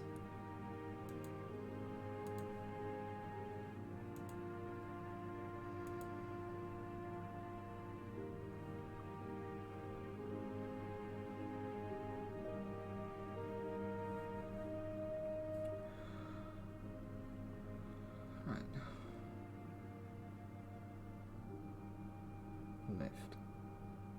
That way. God damn it, why do I always do this? Right. You guys arrive. I need everyone first to please make a charisma saving throw. Oh god. As Sumi goes to cast a spell, the spell gets cast and then Finch goes, "Oh wait!"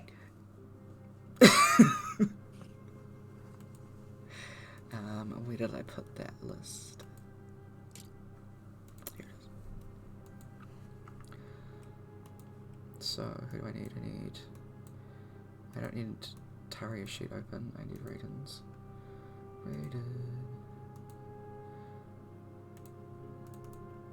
Raiden's always absolutely fucking amazing at these. So, you'd all be within, the same...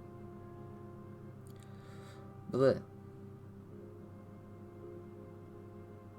A lot of you would be close enough to Vaconia, so everyone can add +5 to theirs.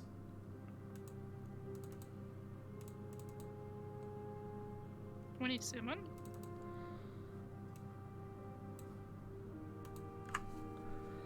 Okay. What is the DC? What did I make it? Cool. So, Hopefully not 27. 12, 13, 13. So that's Raiden's, Vaconia's, Finch's. They're fine.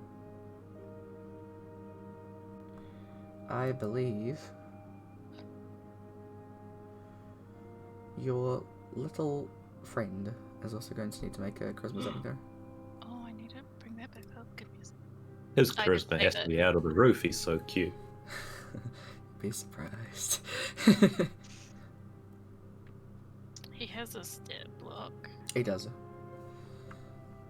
I have it open if you want me to copy the link. It's a -1. Okay, cool, you got it. So just roll a d20. Poor little dude. Yeah. It's Alright. I only need Sumi and little dude to roll a d100, please. that's a 35. Alright. Do 35 first. Go. Oh.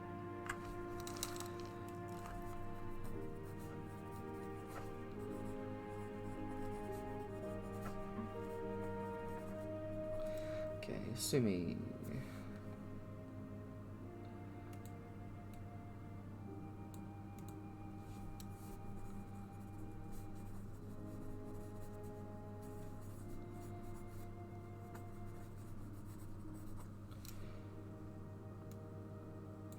God, please cooperate with me. Okay, so I'm just gonna say...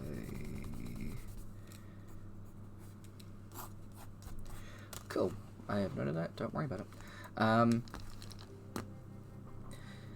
You guys arrive in the Feywild. You guys specifically arrive in a very cold place. As soon as you guys land, very simultaneously, Raiden and Finch go, "Oh crap." Except Raiden says, "Oh fuck," and Finch says, "Oh crap," because Raiden could never pass up an opportunity not to swear. As you guys land in a icy terrain with all of the trees being bare. No leaves on them. Everything is either a very light cyanish color, or various colors of blue, and white as of the snow. Sumi, you would also be able to recognize this, I reckon. Actually. Give me a d20 check for Sumi. Just a d20. Let's see if you remember.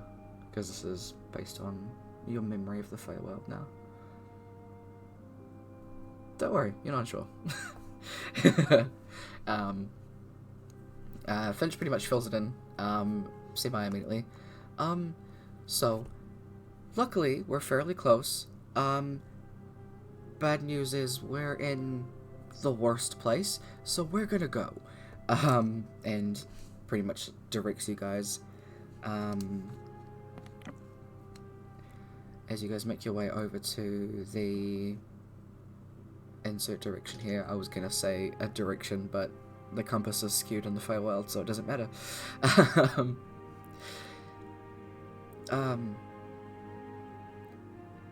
You guys would probably hear Finch talking to Raiden. Do you think that you know, what happened with the Courts of Shadow was still fine? I'm mostly just gonna not think about it. Do you not feel bad at all that that person is now forced to be the ruler of that thing because of that crown? Not thinking about it. You have no conscience? Not thinking about it. Can we all hear this? Yeah. You guys are walking pretty much behind them. I was like, so what happened? Brayden just, like, starts walking a bit faster. So, the last time that we were here, when we lost the scythe, well, we thought we lost the scythe. Now I think it was actually traded. Not traded, sorry. When we thought we lost the scythe, but a decoy was sent out to distract us, we thought that... sorry. We thought that the Courts of Shadow had taken it, which is where we are. Essentially the evil part of the Feywild. Yeah, we thought they had taken it, and, so we headed to their castle and found that someone was using it as a offering to the Rahena, who is the pretty much current leader, to appease her, because she's very hard to appease, as she was looking for someone to be her Danos, which is, I guess, the underling for her. And she doesn't choose people without them proving something to her, or giving her something nice, so someone was trying to give her something, which was the scythe. And she was like, yeah, cool, I like that. Mine. But we wanted it, you know, because it's the scythe. Well, we snuck in, managed to get the scythe back by causing a distraction by letting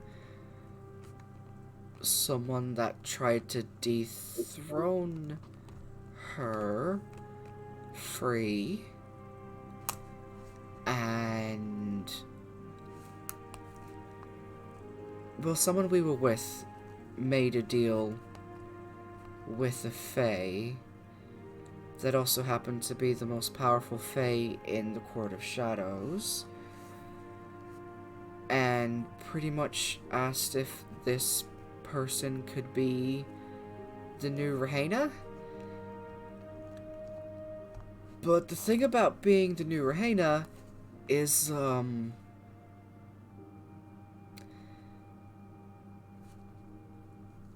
Ice Crown pretty much makes you crazy. So, being the Rahaina and getting the crown, you went a little, crazy. Nuts. Nora was really happy on hearing this. She's already looking around her, a bit panicked, just being in the Feywild. Yeah, so that, and then we found out that we completely destroyed a entire court for a decoy. Because it wasn't the original scythe. The scythe was being kept hidden by the Dulra in the sect. Yeah, this Emelia just starts, like, laughing. Yeah.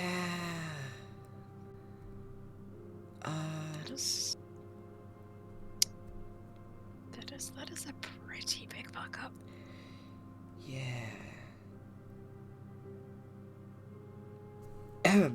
I think we're almost there. And we're just gonna kind of speed up towards towards Raiden. Everybody make a perception check. Oh, I think I'm actually decent at these. I'm just gonna say that Viconia's gonna make it. Finch and Raiden aren't. Yeah, 3, let's go. That stream was it wasn't actually a stream. It was this was Game 2's thing, and this was what they did during New Year's, our session on New Year's. Someone made a pact with the Fae, a promise to the Fae, and it was a good session actually. Anyway. Never make deals with the Fae. Yeah. Yeah, the character realized that after. They're like, look, I'll make you a deal. Oh, wait! Just like, you've Tell said them their it. actual name. They didn't do that. No. But yeah, Emelia, you are looking around and, the current surroundings that you're in, there doesn't seem to be anything around. You do notice every now and again your little dragon friend, just kind of like hopping around in the snow, and every now and again it'll like dig under the snow and then pop its head up. And then It's having fun in the snow. yeah, and then like run up your leg and back up onto your shoulder every now and again. And then it'll like bonk its face into your face, and its like nose is cold. So yeah. Can I just like lightly bonk it back? Friend. Just like, It'll like pretend to fall off, and then like into the snow, and then like pop its head back up. Friend. it's adorable as shit. This little shit.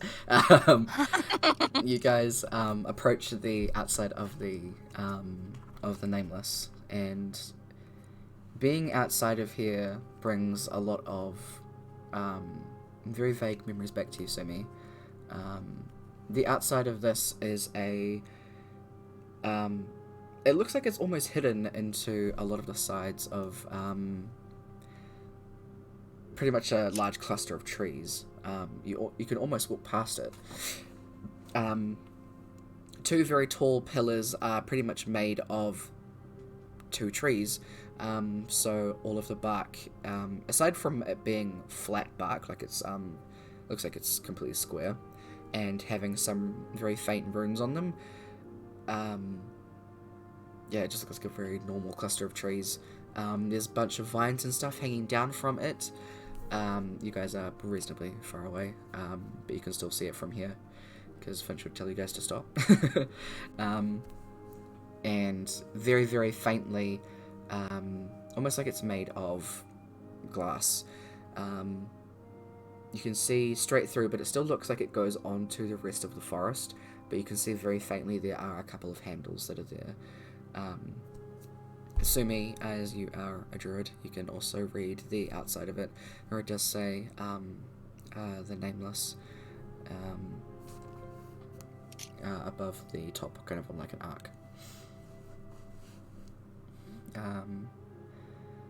Finch sets up very briefly a scry and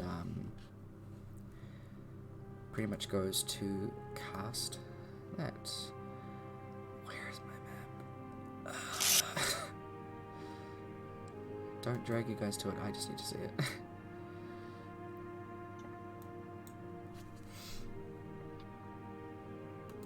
Alright, so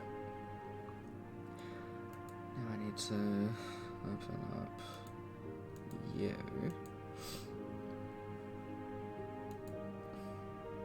Let me just roll something random to see if it comes up. Cool, it's hidden. I believe scrying.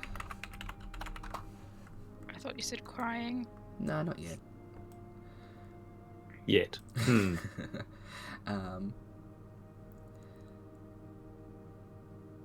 a particular creature that's on the same plane of existence as you. Target must make a wisdom saving throw, which is modified by how well you know the target. I would say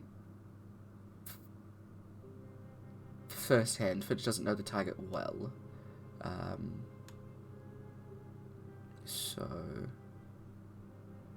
Oh no, I'd say he's familiar with them. Finch has met them a handful of times. So they roll and then -5 to whatever they roll, but it is a wisdom saving throw. Okay. Cool. So they rolled a 23, -5 is 18. So I think Finch's save is at 21 now, so 20. Okay, awesome. Finch kind of spaces out for a second after casting this through the scroll. You can see the kind of blank face for a while as Finch's eyes kind of like dart around, seemingly looking around at where he is, close to the Dora. The face morphs into shock and then panic, and then from the corner of Finch's eyes,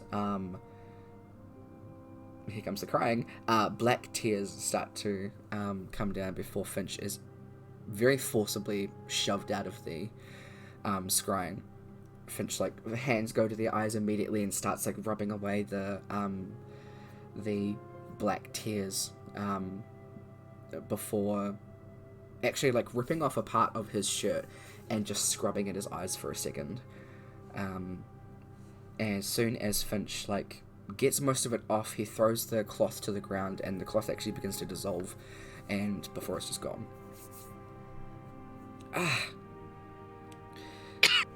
Okay, that's kind of bad.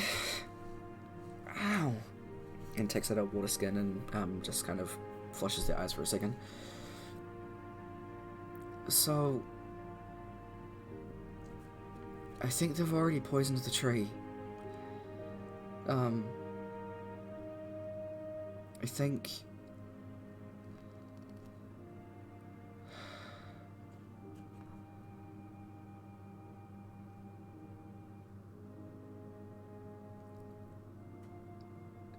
It's horrible in there.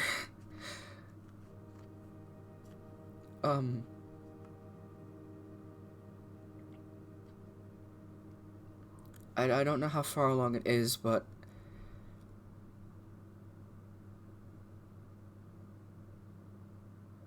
not even the plants are normal in there.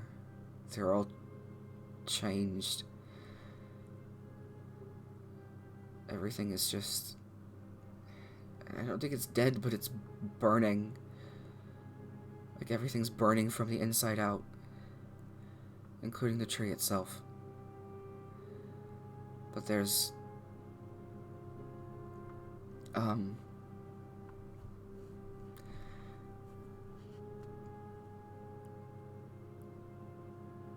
It's using the members of the sect almost to feed it.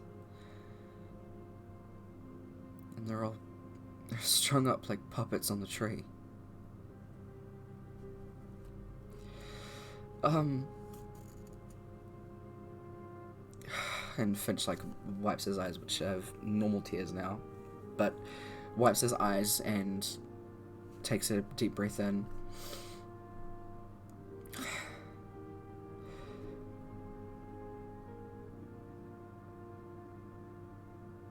I don't know how many are left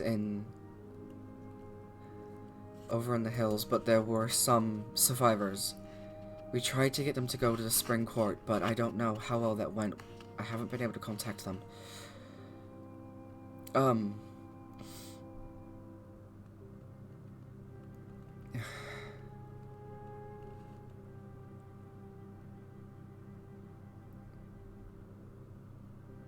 We have to get in there. We have to end this. I can get us in there.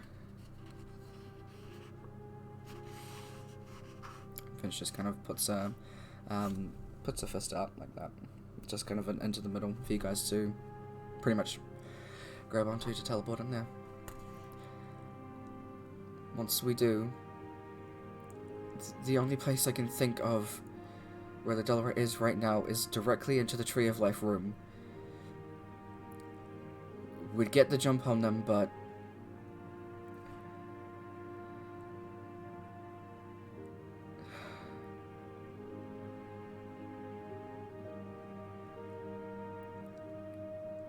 just have something ready when we go in.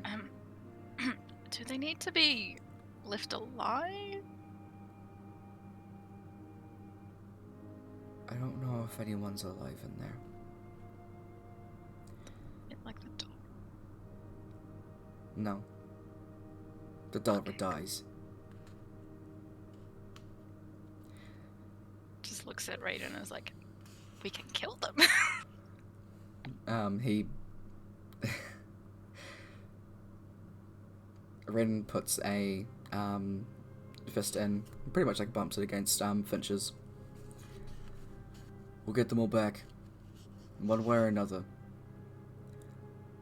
Your home will go back to normal. Let's kill this bitch.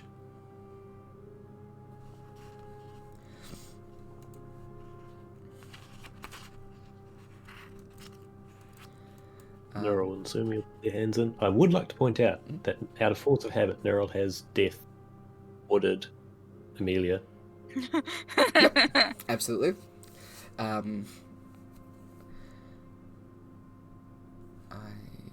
Before I forget, I need to change back. Out of habit, Emelia has become a tree. Sweet.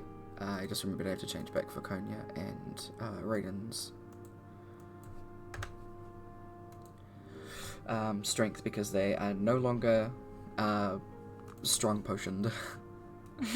I just left their strength at like 27 because they had those potions that upped their strength to 27. They don't currently. Raiden's is only 24. Because apparently 20th level barbarians just get to go up to 24 constitution and strength. Anyway.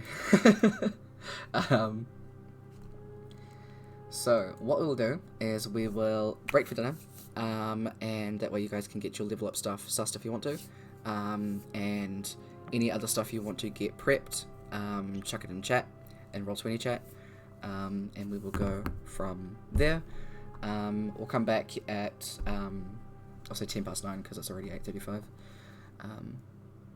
Which, yeah, if you do have any questions, check them in Discord. I'll keep it open. Yeah. But you guys will start spawned in the Tree of Life room.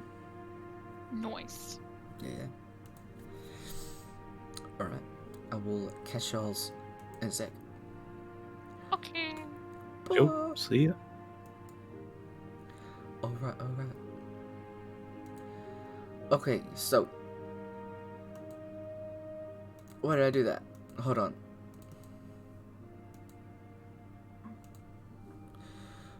I know what I have to do. Get rid of that one. So then I can activate that one. There we go. Hi. So, these guys will jump back in a second. I have a couple of things to do to get this map ready. It was already pretty much ready. I will clarify that the maps in the... that way. Sorry, the character sheets, they are not completely updated because I kind of jumped this last level up on them before we started. I realized that these guys, I mean, when you fight a big fucking giant skeleton jelly boss, you should at least level up again. So I let them get the next level, let them get another boon if they wanted to. So that I did say, but I do want to actually, say it. Lav's Tats, thank you for the follow. QQ Tizzle, or Zero Q Tizzle, sorry, thank you for follow. And also thank you for the bits. I think that says 0, or, yeah. OQ Tizzle. Nimi, preach for the raid. Hope you have had a good stream. I will do this because now you guys can see this thing.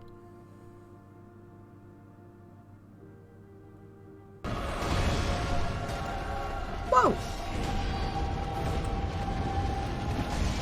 Oh, did I not switch this over? I did not. This is not the thing it's meant to be. This is fine. I probably forgot to swap that over, actually, knowing me. But I'll be able to do that next time.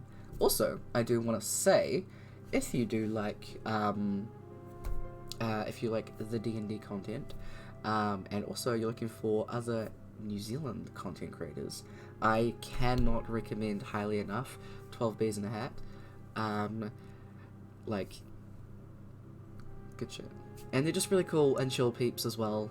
They're fucking lovely. So, hold on, I can do the thing. Hold on, let's see if I can spell this right. 12 Bees in a Hat. Don't lie to me. Is it gonna work? Okay, hold on.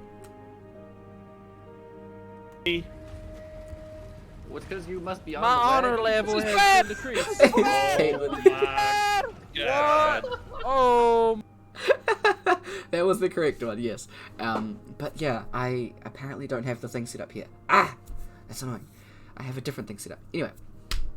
But yeah, if you want my D&D content, please check them out. Fucking awesome peeps. Okay, I have to go and get this shit set up and also do some other stuff. But thank you for the compliment, Labs. I appreciate that. Yeah, this campaign is almost over. I just said I was leaving. I'm a fucking liar. This campaign is almost over. This is the last actual session. Next session is epilogue and pretty much campaign wrap up, and then from there we'll be going into the next campaign. But you'll hear more about that at the end of the campaign. At the end of this, whatever this is, whatever I am. Oh, thank you. That's so nice. I appreciate you. Hold on. I appreciate you. Preach. Peace. Okay, I gotta get some stuff set up. So I will catch y'all's in a second. I will leave some jams as well as some words, because y'all's seem to love the words. So let's get that shit going. Catch y'all in a sec. I'll chuck on some jams. Whoa!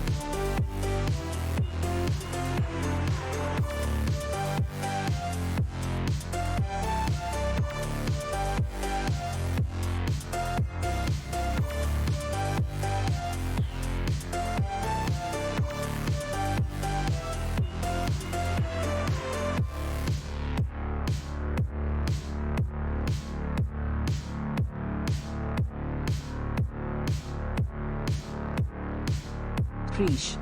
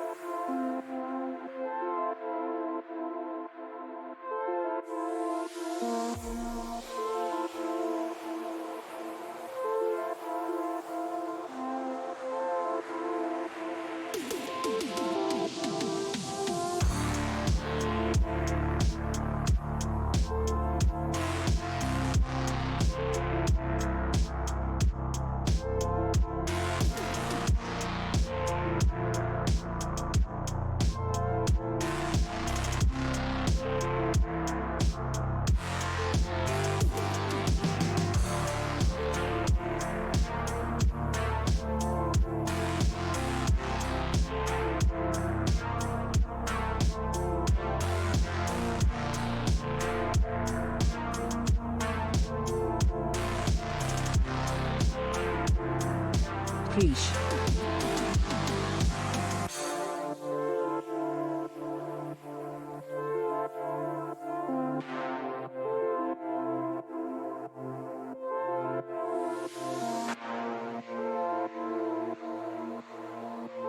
Preach.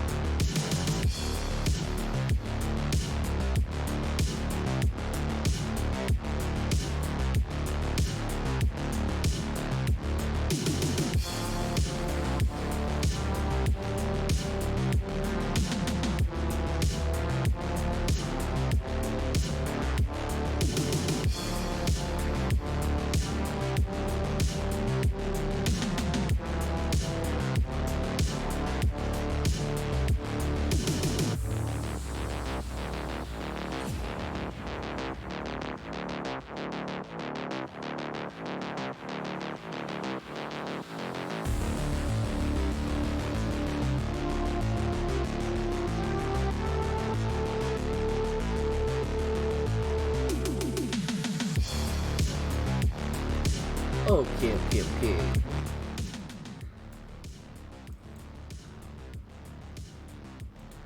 No, we don't want to lose that progress. We'll let everyone have their points. Alright, there we go. Now I can close all that stuff. You guys can see the, they can see the thing. Don't worry about it. Yeah. We're back.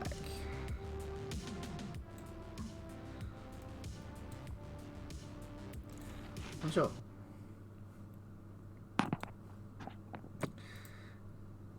Alright, let's unmute that.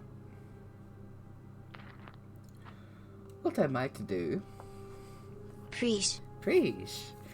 What I might do is switch this up to our lovely boss battle music, maybe.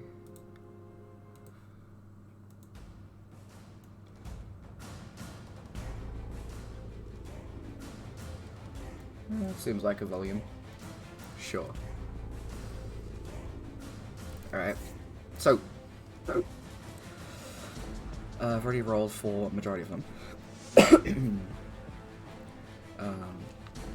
Except for two of them. But I will switch you guys over to Lamped.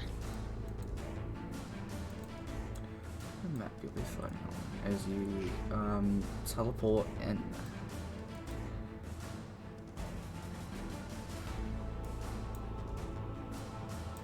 So situated down there.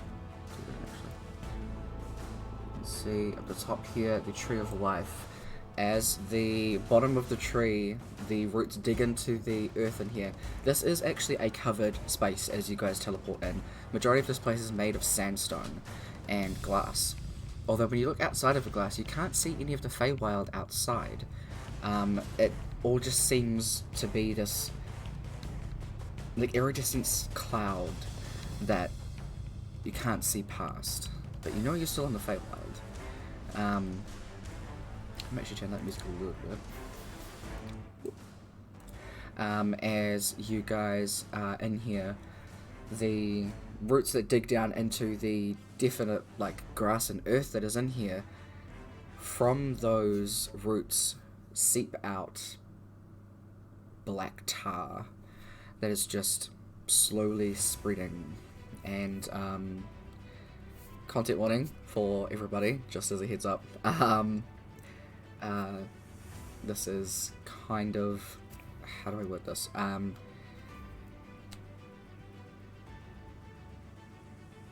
guess content warning for kind of like suicide-ish like thing, but it's not. But just a heads up, in case that can trick anybody. Once I've described it, I'll give a thumbs up, so feel free to mute if any of that is going to trigger you. I do want to give that a heads up. So, mute now. As Finch was describing in the tree, you can see from some of the branches, this also goes for you guys as well, if you aren't comfortable with that. From the tree itself, the black vines are wrapping around people's necks, and there are 30 to 50 people dangling from this tree. Various ages, various races, just completely soulless, hanging from this. You could come back. And from here, a fair few feet away, because this is a massive space, you can see a halfling person staring at the tree itself, waving a staff around as fire emits from it in the trail that they wave it in. You guys are inside the sect. Aside from the casting of Death Ward on Emelia, what else did you guys want to prepare? You are able to prepare an action for yourself for when you teleport in here. Everyone can do that but Finch.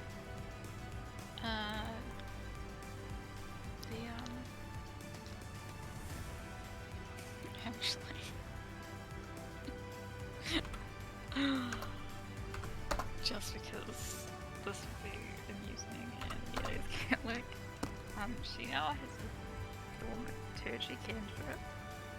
Okay. So she's gonna make her voice like ridiculous. Wait, is this person like the Dora? Yes. Finch did, Are they, did describe the dollar person to you guys. So, Like female, male, non-binary. non-binary. Non-binary halfling. You know what? Bitch works for anyone. Bitch works for anyone. She's gonna cast a thaumaturgy cantrip and have her voice just boom and be like, "Sup, bitch?" Nice. When they get in there. That is absolutely something you can do.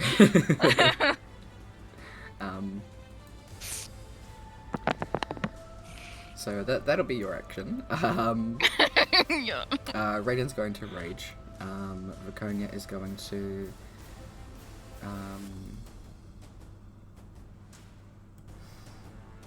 Viconia's going to hold a 3rd level guiding bolt. Simi and Neural, anything they want to hold? Or do beforehand? Sumi will foresight Raiden. Nice. Neural will do her put on Holy Aura and use her Twilight Aura thing as the initial action. Alright, nice. Do you mind checking up foresight for me, please? Cooperate. Oh, and Neural will Vigilant bless Emelia. Alright. I don't know what that is, but yes, let's go. Oh, and Death Ward Finch the to the time. Okay, so Death Ward, Finch, Emelia. Vigilant Blessing gives you advantage on initiative rolls. Oh, nice. So, advantage, attack.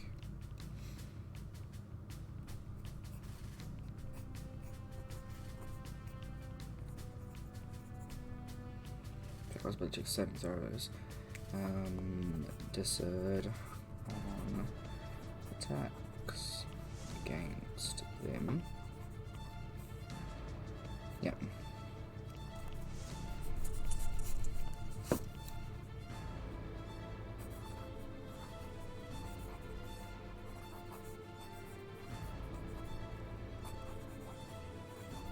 Make sure I've got this stuff down. Alright. Brooke, would you mind running Viconia for me? I can do that. Thank you very much. I believe you still have access to a sheet. No. Ah, oh, No. I redacted you. There you go. You should be able to see it now. Took me off that. Okay. She does actually have a 6th level spell. It was one of her boons that she chose. So that Here's a 6th level spell? yeah. Normally paladins are rangers, and it might be another one. I don't remember. What's her 6th level spell? She could just cast a spell higher. She can cast what? She can cast a spell at a 6th level. Oh, so any spell. Yeah, any ones that she has that can be cast higher. Cool. She's currently holding a 3rd level guiding bolts, by the way. Okay. So, everybody, roll initiative, please. I've already kind of got a head start because I needed it. Okay, wait, can I roll again? Viconia's already rolled. So just roll Oh, she it. already rolled? Okay, cool. That makes it easier for me. Wait, and I've got advantage, right? You do. So I'll just change it to whichever rolls higher. So, Oh, I forgot to click my person. Where am I? that's right. So, little here, this is the Gulliver. Oh, I am little. Or little. Ah, shit, there it is. And here are all of our Yeah, friends. 26, let's go! Amelia, you also need to, give yourself your health back. Or no, take a long I would rest. like to be at 28 health.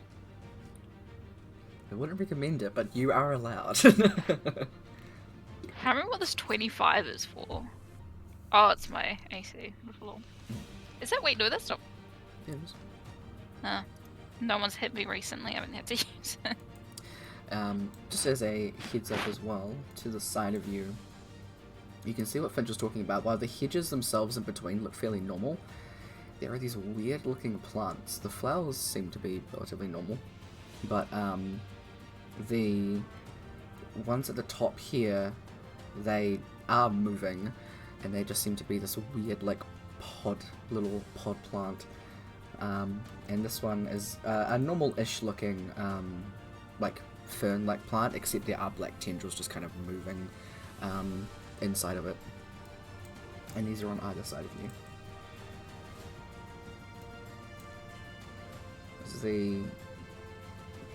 You guys teleport in. Yeah, 26, yeah. No, Text 3 times.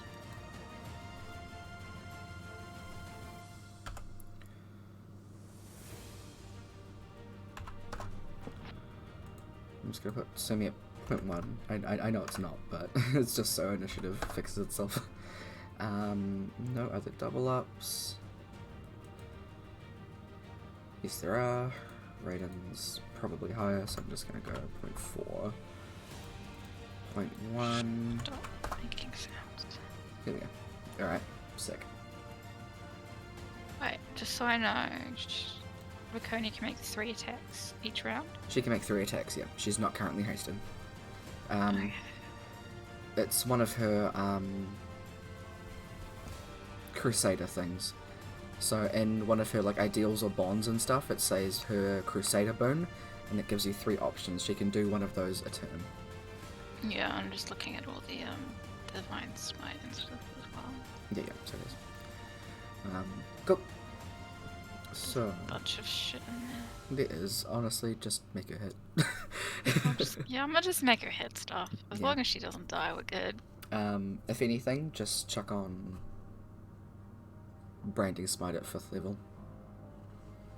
It's a bonus action.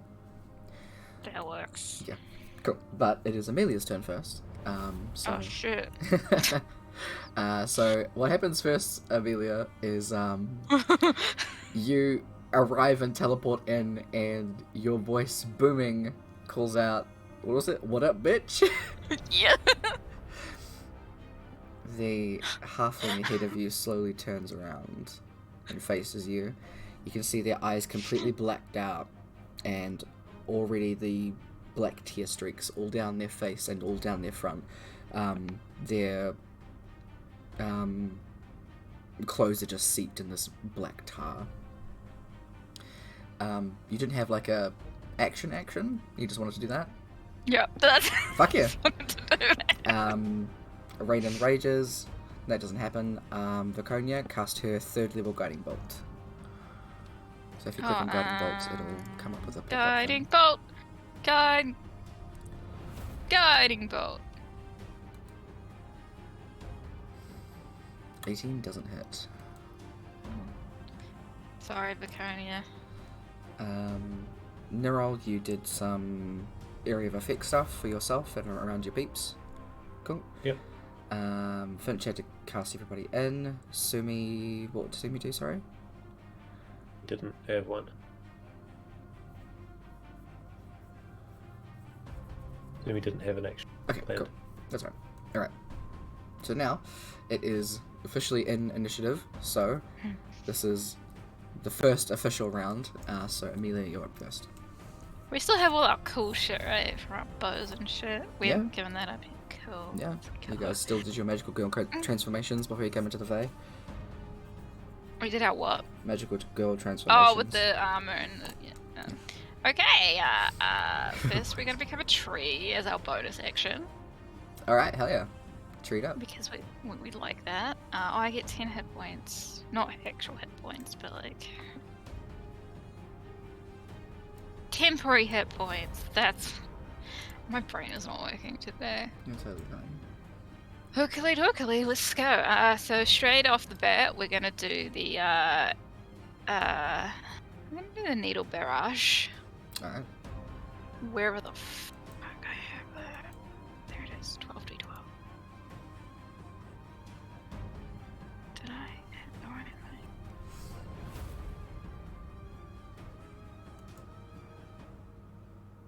Who was the last one on turn order? Don't I worry about never know if I'm hitting the right thing. it.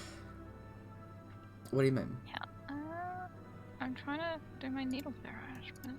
Oh, there we go. It probably just takes a while to load, so it might come out a couple of times. We'll take the first one now. Yeah, we'll take that 83. Thank you very much. Alright. And then we're gonna. I don't wanna. I'll move just 10 feet this way. And then we're gonna do our second attack, and we're gonna use the dread ambush for the D8 with that one. Alright. Let's shooty shoot. It's 29. Just got hits. advantage. Mhm.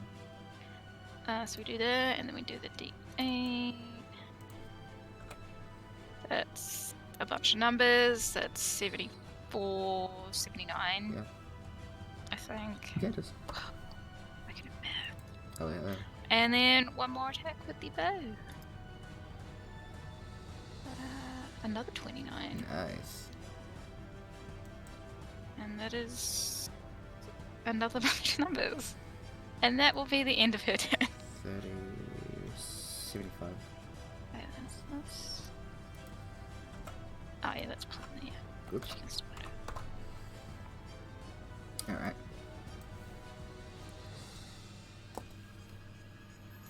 They cast something on themselves. Oh, brilliant. Oh, did I? Long rest myself. No, I did. Oh, I got 8 of those.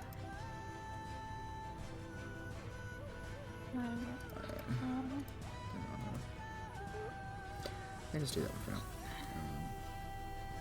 now. They are going to, though.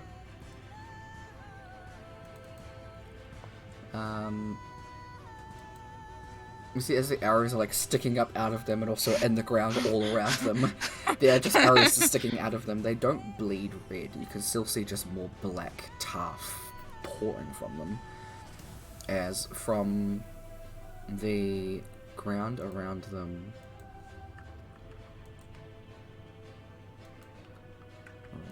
please cooperate, you fuck. Let's see if I actually do this right, because I don't want to. I don't want to reveal the wrong thing. Is that fire?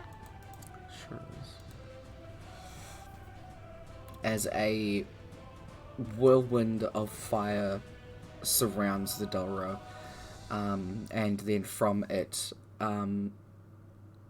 almost like from the points where these fire elementals spawn, the side of the whirlwind of fire is sucked out that way and then forms the creature, as the fire continues to spin around her. The Dulra's, you cannot see the Dulra through this whirlwind of fire, and these elementals are just hulking there. This girl is a banger. It is Raiden's turn. Raiden is going to, because he's already raging, he's got to do some damage. Damage. You just see him grin as he is going to.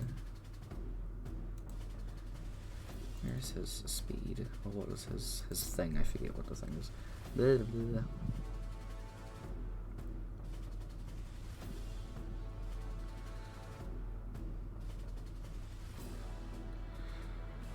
He's going to get his wings out and do the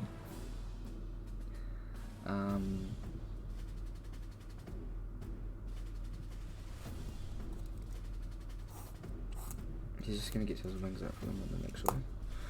just so that he can go over there. 6. Run 40 feet. He's barbarian. 40. 60 is 100, yeah. So, movement wise, he can get over there, and then he's going to do his attacks. As he, like, jumps up and goes to hit the fire elemental, you just hear him yell out, trying to think of something sarcastic. But it's Raiden, and he's raging, so it's probably not going to be that smart. Probably just try me, bitch. I'm immune. Try me, bitch. I'm immune to this shit. He's not, but he halves it at least. Hey, if you act like it, it might just come true. That is correct. He's only got. They don't know that. Mhm. Oh yeah, let's go. Nice. He does have advantage because of foresight. So it's an extra. At least one of those. Whoa! I had my calculator open and I closed it. Why the fuck did I do that? So 13, 18.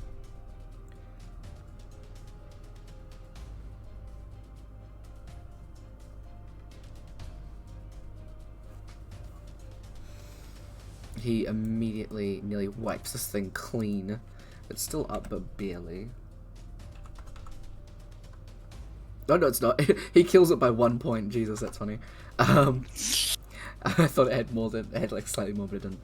As he just like completely rushes up to it and slashes at it, he cuts its form in half, and then just immediately with the remaining movements, as he's moving so quickly with his wings, he just pretty much blows out the fire.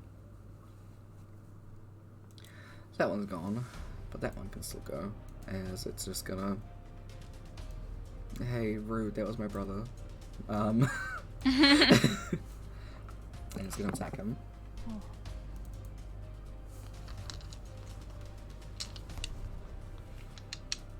What?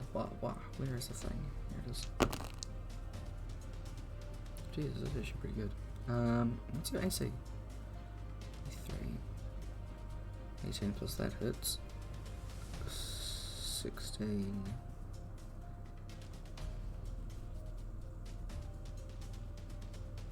That hits. That one will not. So 2 of them.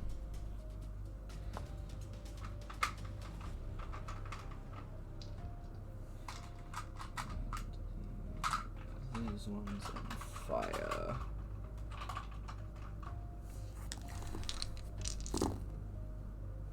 So I have to remember to half the other ones. I'm not rolling those. Fuck you.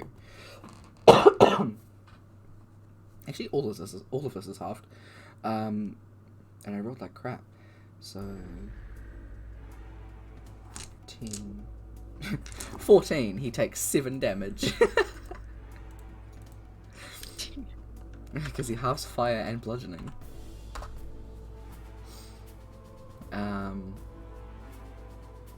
The fire from the ring sends out a few, almost like fire bolts from the ring itself. They are all aimed at Finch.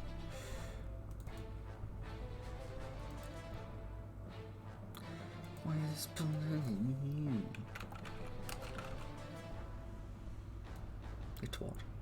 Yeah. Add when I tell you to. I know there's a lot of stuff on screen, but I need you to work with me, Roll20. There we go. I know this is my fault, but no. Please just do what I say. Exactly. Finch's AC is 21. Wait, what's coming towards him? Firebolt. Big spell, I cannot remember. But are we all gonna get burnt? No, it's just Finch because they're at him. No.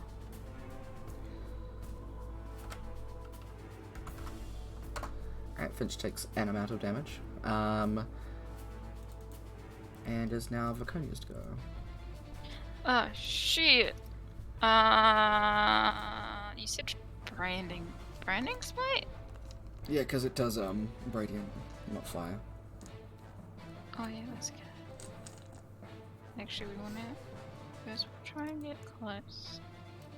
Wait, does she have? She must have. Here we go. I don't know what I'm doing right now. Actually, we could. She does have a tick thing for it. Yeah, but I'm trying to see how far she needs to go because she's like. Oh wait, no. She can get there and just not do anything. Yeah, she can dash. Yeah. Unless you wanted to just get her wings out and fly over there. Wait, is it 60 feet? Oh. Okay, yeah, we're gonna do that because that is smart. Because she can fly 60 feet. Exactly. Go for it. We're gonna do that. Wings, I fly. Fly here. She'll get thingy. Flanking, yeah. Yep, that's the one. Hey, go for it. Okay. So we're flying. Okay. Bonus action cast. Branding smite. I just saw it. What level do we want to do this at?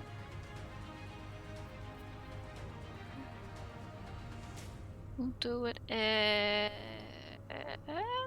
4th. Her one is set. Her thing is set to 5th, so let me just change it. Ah, it's set to 5th? Yep. Oh, I just clicked on the spell in the spell sheet. Do I need to do it at 5th? Because I don't care either way. Honestly, just do it at 5th, because it's already got Okay. a tick thing for it. Oh, I haven't hit anything yet, but Oh yeah. Five. No, don't hit it under spell sheet. Hit it as a weapon attack. Sorry. Sorry. No, you're right. I checked this on you completely last minute, so it's totally fine. So does she need to hit with her weapon first and then use that? It's a part of her weapon attack. Okay. Yep. Well, I'm gonna just hit it with this and see what happens. Oh, Jesus, women. that still hits. Ah, well, woo! Oh, and then you click branding smite? No, and then you just click like you would roll damage normally, and it'll add it to it. Oh, Yeah. so So it's got radiant she's got- slash radiant.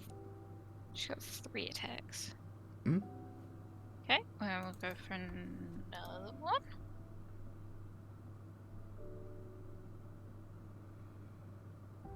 Well, if the 19 hit, 28's gonna, or the 31's gonna. Definitely.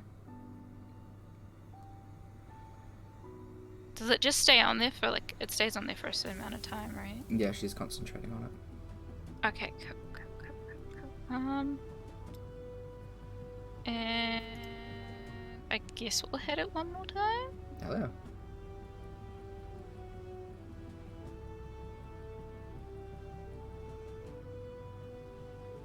Definitely. Okay.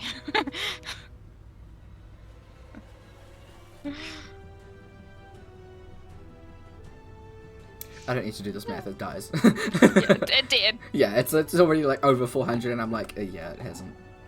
It did. Yeah, that'll be the end of it. Because you can do the once a day one at any time, right? As an action. Yeah. Neural.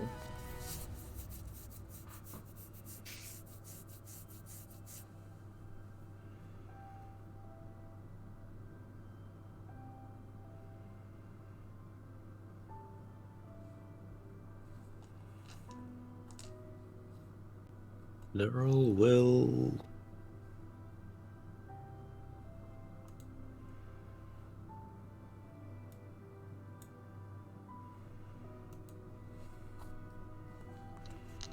That. Move. There. Mhm. And attempt to cast Sacred Flame on the halfling.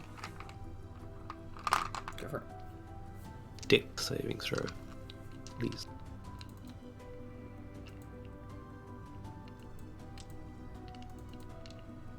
Natural 20, so 22. Fantastic, just what I like to see.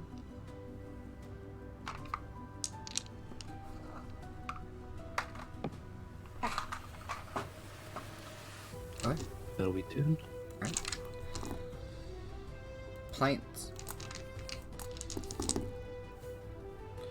So, two on the top, two on the left are going to go for Raiden, so I have to roll this two again, but I'm pretty sure they miss. That one misses. That one Oh, misses. that plant and that Yep. plant? So two on this side. Oh, that plant and that Yeah. plant. So it's these random ones that do weird shit. Yep, it's just those ones, not the ones above them. Oh, what the... It's just the 6. Those are 3 on the other side. The other one. Nope. That one at the bottom is going to go for Sumi. So that is.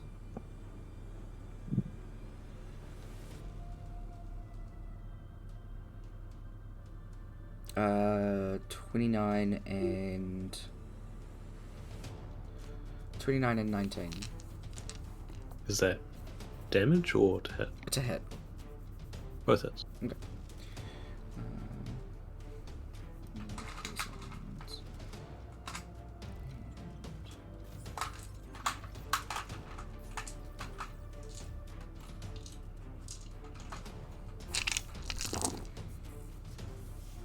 That's a D4. Why is there a D4 on my D8s?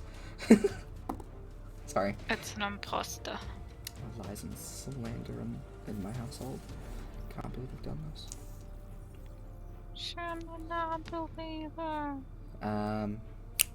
That is 23 points of damage, as from the pretty much below you, Sumi, a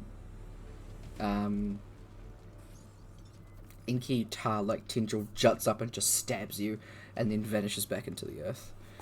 Just gets absorbed by the spores that are surrounding him. Yeah, Doesn't actually touch them at all. good shit. For the other side, it's gonna go for Konya, Nerol, and Sumi again. So Konya. I don't think 25 hits for Konya. Let's me check. Armor class is 22. Oh, I didn't roll the other passive damage. Okay, so it doesn't hit Nerol, but it hits Sumi again. And I forgot to roll the other damage, so I'll do both of those now. So 11, 12, 13, 18, 20.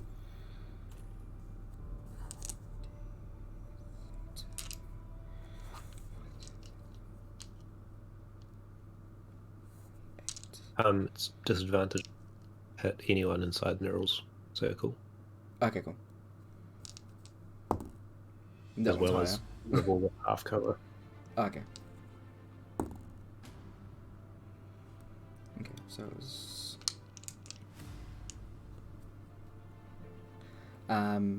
51. I will remember that for next time, sorry, because I already started doing that. Is it for Laconia? For Nerol. No, not for 51. Nerol, sorry, Sumi. To hit or damage? Damage. Still completely absorbed by the spores? So... Did you say it was half cover? Yeah. So plus 2 AC. And sorry, Dexterity I bonus. always forget the aura thing. Yep. I know, I forget so much. Sucks. Alright, awesome. Those are the plants. Finch is having none of it today. And because he remembers that the door was pretty much right in front of him, he's going to take a couple of steps forward and...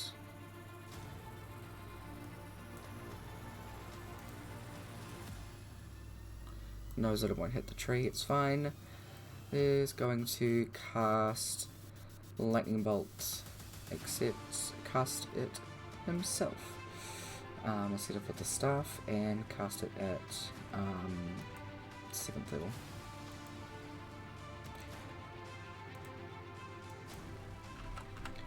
Sorry, I forgot to do a thing. There we go. 7th level. I've only got it from the staff thing, but yeah. Dexterity again. That fails, so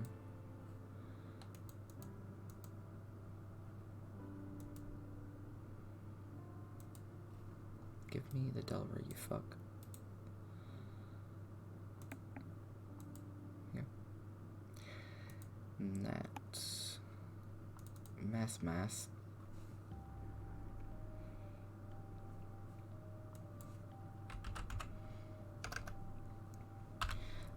You hear the sound of the Delver cry out, but then you hear laughing.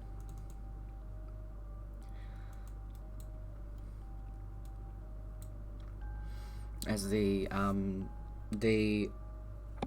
lightning bolt is Finch waving the staff around his head and then pretty much pointing it forward as the lightning erupts through the earth straight forward, pretty much hitting the Delver straight on, and then just from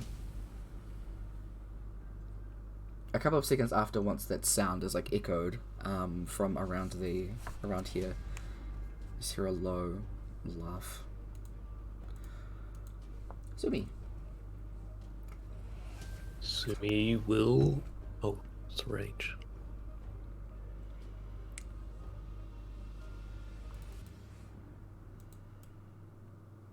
You not do that.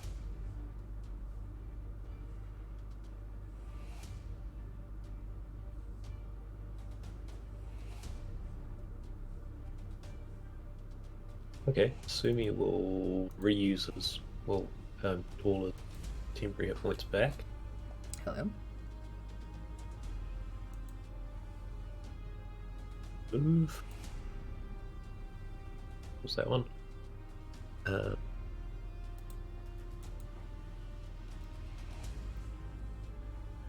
Action.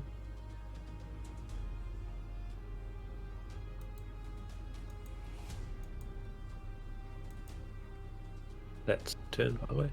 Okay, sweet. Sorry. I need to find something. Okay.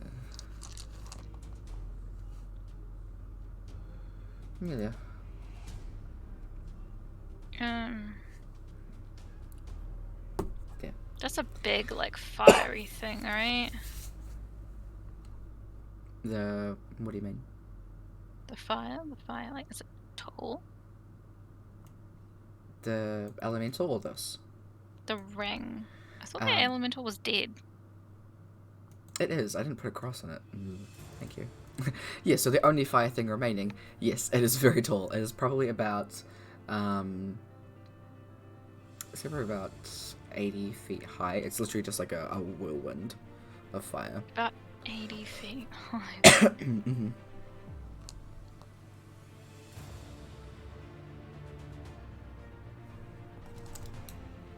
Do that.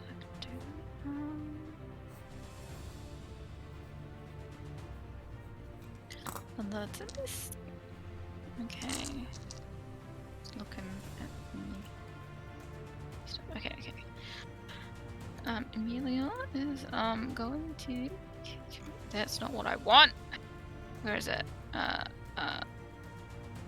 Make her wings sprout as well.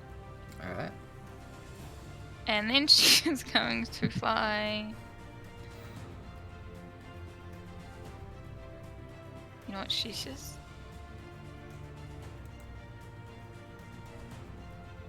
Can you dash with the wings? I know that sounds really stupid. No, you're right. You can dash. It just takes your action Okay. too. Yeah, that's fine. So she's gonna go up about. It's a really stupid decision. Oh, pardon.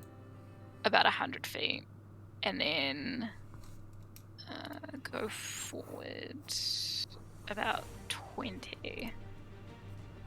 But she's up. Okay, put you up Can I 100 put like a little... I just chuck the wings on you.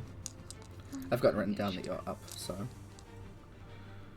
Yeah, so she's right about where Finch is, but, like not right on top of him, about there, but just up really high. Cool, so- And I don't actually do anything else as a bonus action. That's a spell. Oh no, don't worry. Nah. Yeah, that's the end of her turn. That's just what she's doing. Sweet. What is that? Delra. Where's your thing? Here it is.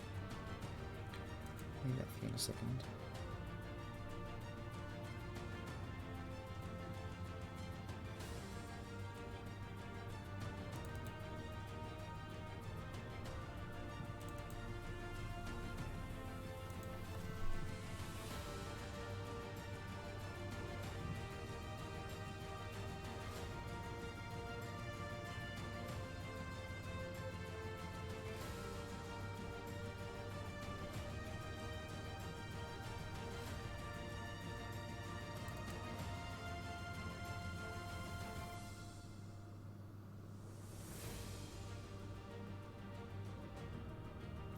How far away is that again?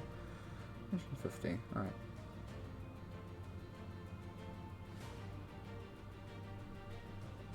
Who is she target?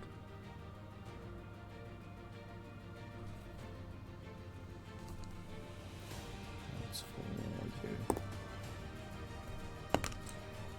Roll. I need you to make a intelligence saving throw.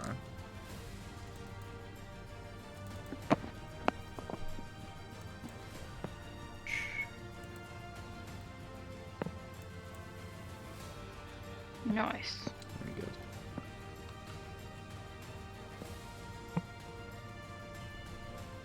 Okay. Actually, fuck, how do I roll this? It's a crit, but it's...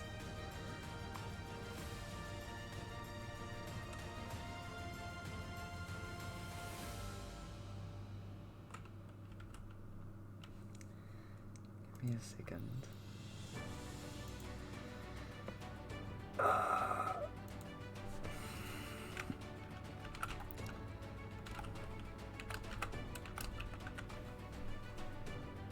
I probably need to put 5e at the end of that, because otherwise, what the fuck does that mean?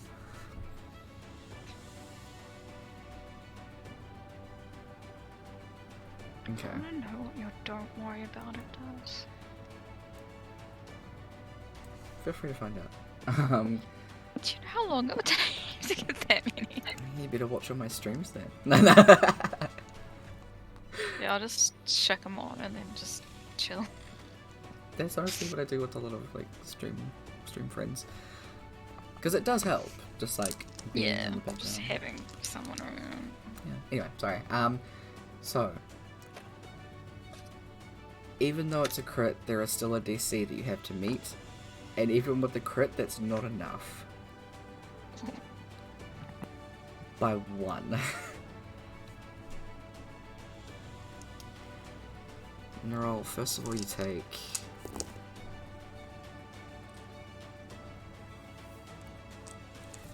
14 points of psychic damage. Oh, 7. Mm-hmm. Your intelligence and charisma score become 1. You cannot cast spells, activate magic items, understand language, or communicate in any tangible way. Become 1? Become Oh, you 1. mean the actual... Yeah, the actual actual scores. Yeah. Right. Yeah. You can identify friends and follow them, even protect them. And at the end of 30 days, you can repeat this saving throw.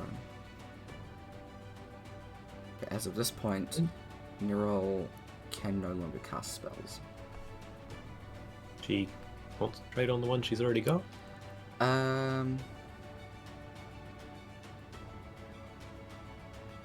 It says can't cast spells, so you would probably lose concentration on that. So you probably lose the one that you have. any passive ability stuff that you have, all of that stuff you can still absolutely use. Yeah. That's that spell slot gone. Feeble Mind is a bitch. It can also be ended by Greater Restoration, Heal, or Wish, by the way. But, yeah. So, as,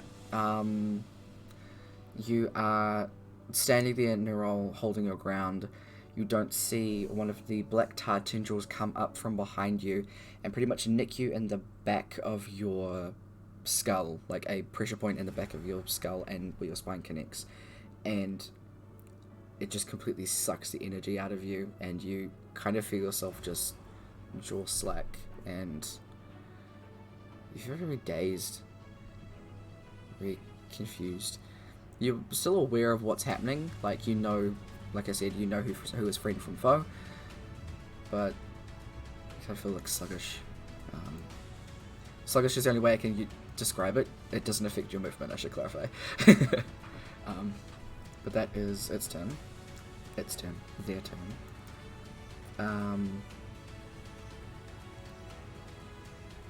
Brayden's just gonna fly into the fire. He doesn't give a shit. Sounds about right. Yeah, it does sound about right, huh? So, Sounds because like he something is Reagan would do. in it, because it's,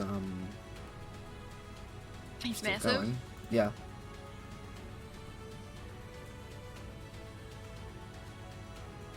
That one. That's not what I meant. Roll the fucking damage. Sorry.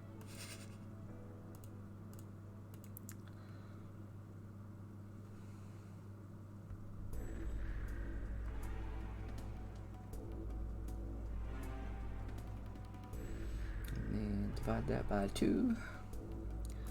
So he takes that from just standing there.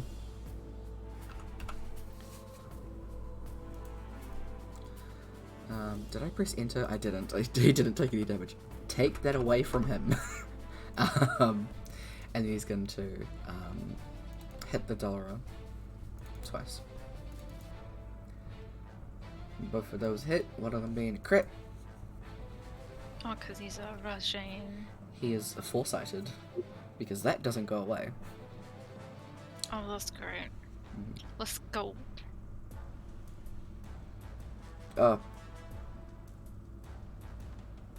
No, I remember I wrote down a thing. Okay. Fun thing. He has advantage, but he also has disadvantage, so it evens out to a straight roll. But they both still hit, it's just not a crit. A hit's a hit. Hit's a hit. Hit's a hit. Because the Dara also has foresight. Raiden completely, like, wails on the, Dara, and, from the perspective outside, everyone can see, on this side, through the fire, and it actually ignites as well, is just a splat of black. And as it hits the ground, it does start to bubble and catch on fire from the whirlwind of fire. I mean, it is tar-like. Sure is. The Darwin does die. As Raiden just kind of stands okay. there, he takes a couple of steps out. Hey Finch, we took care of your problem. I don't trust it. Really? That was it, huh? It's not really that bad. As he has his scythe swung over his shoulder and is walking towards you guys.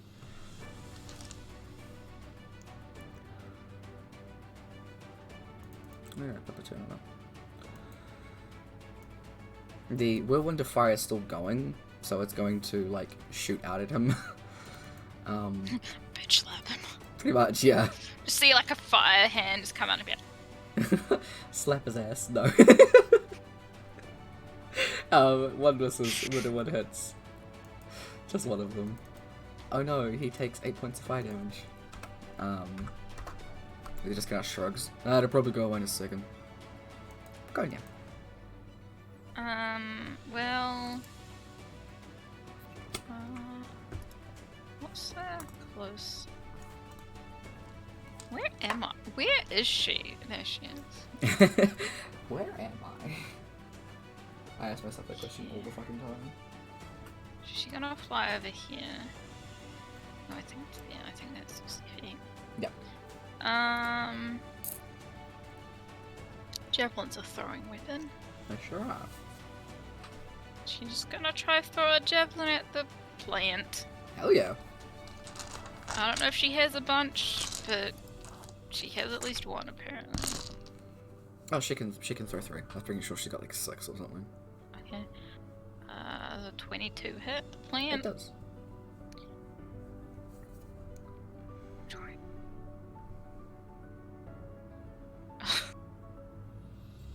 You can. Oh, does it just keep going? It technically only counts for the weapon she cast it on. So the Zoya's sword, but I've also got the big on her. Hold on, I need to turn that off. Sorry, she's not big at the moment, but she does have the D8. So for the time being, we'll just take that one off. Improved divine smite was 4, so it's 13 damage. Okay. We're just gonna keep throwing some javelins at it. Absolutely. Hits. Well, that hit. 15. Nice. And one more.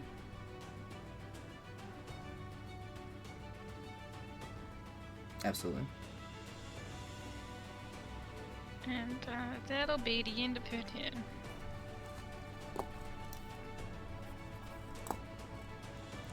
Nero.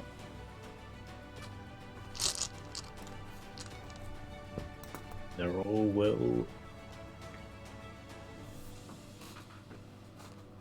Move forward behind Finch, and that'll be about it.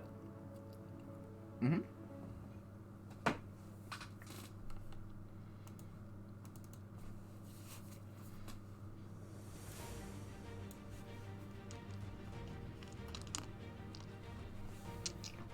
Plant.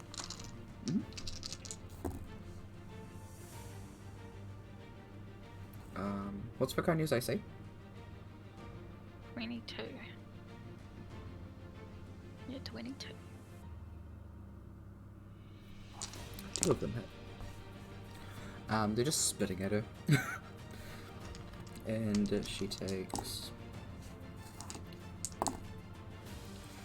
13 points of fire damage. She doesn't have resistance to that. No, she does. She's a tiefling. So it's 6. I forget she's a tiefling. I still think she's a Shadowkai, because that's what she was when we started. And she changed race about, what, 3 times? It has been 3. Those 3 going against Sumi. Sumi's not in Nero's aura, so it's just straight attacks, yeah? Cool.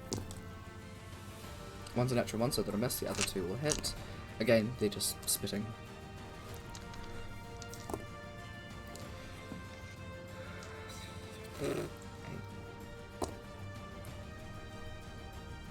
Um, 18 points of fire damage. There Why do I keep closing the turn order? the spores burn. That's it. Finch is going to... Yeah, I'm gonna make a quick roll for Finch to see how aware he is, otherwise he's gonna do something else. Let's see, perception. 36, yeah. Jeez. He's gonna turn around to you, Neural, and cast heal. So you've got your shit back. Before going 5, 10, 15, 20, 25, 30, and just starting to go up towards the tree as Redden is just kind of like strolling towards him. Sumi. We will.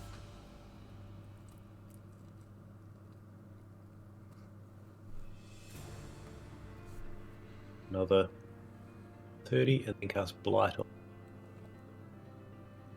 Absolutely. I believe if it's a plant, it just fails, right? If it's a non-magical plant, it fails. I'm assuming it's a magical plant, so it makes it a disadvantage. Okay. And if it fails, and it deals maximum damage to it. Nice. Disadvantage. Jesus, I rolled a 19 and a 20.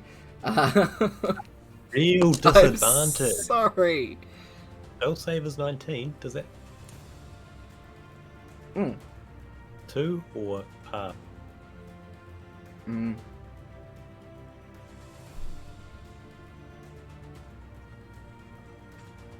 Half. This is half a max. Sorry. I didn't get to eat very much of my dinner because it arrived when I came back. Oh, you're talking about the damage. 32 then. Yeah. Awesome, that plant's just fucking. Oops. I moved it. Oh no, it's not, sorry. 1, 2, 3, 4, you're 5. 32. Okay, it's still up.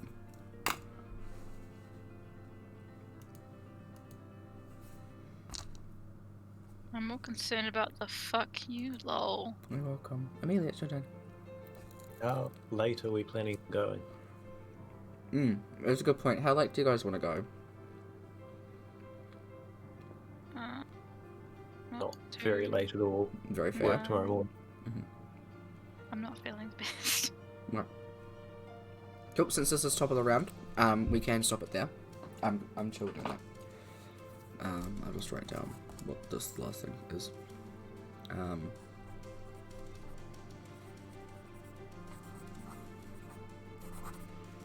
Okay.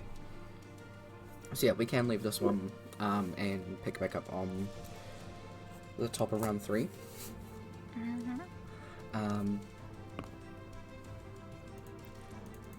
And then still have a think about what you want your character like resolve stuff to be. We might not get to all of it, so if you have a specific, like if you want to think more about it, then just let me know, and then you can go the next session. Excuse me. But yeah, because we'll probably finish this off in the first half and then do the next thing. Yeah, sorry, I wasn't looking at the time. I didn't realise how late it had gotten, so thank you for the reminder. I didn't check with you guys how long We you sort wanted of to go. started the fight at like 9:30 and I was like, Yeah. 5 minutes. Hang on a minute. Yeah, very. Is this really the halfling dead and over with, or does just fuck you lol actually mean something? We're gonna be here for the next day. I feel like fuck you all means something. Doesn't it always? Yeah. But yeah, now we can jump back into this next time. So, yeah. That's it. I'll let you guys go and rest. I hope you're That's better. all, folks. Yeah. And have good rest for work tomorrow. Cool. Thank you. See you later. Cool. Catch you later. Bye. Bye. Whoa. Hold on, I have to do a thing. If I stop that, and then I turn this on, except it never wants to line up with this one, it always lines up with the other one. Typical. So, sorry about ending that abruptly. I didn't check with these guys about when we wanted to end. I completely forgot about it. And also, I got hella distracted setting up most of this stuff. Because, yeah, my bad. So, how stuff is going to work for the next session is going to be they'll do this stuff, and then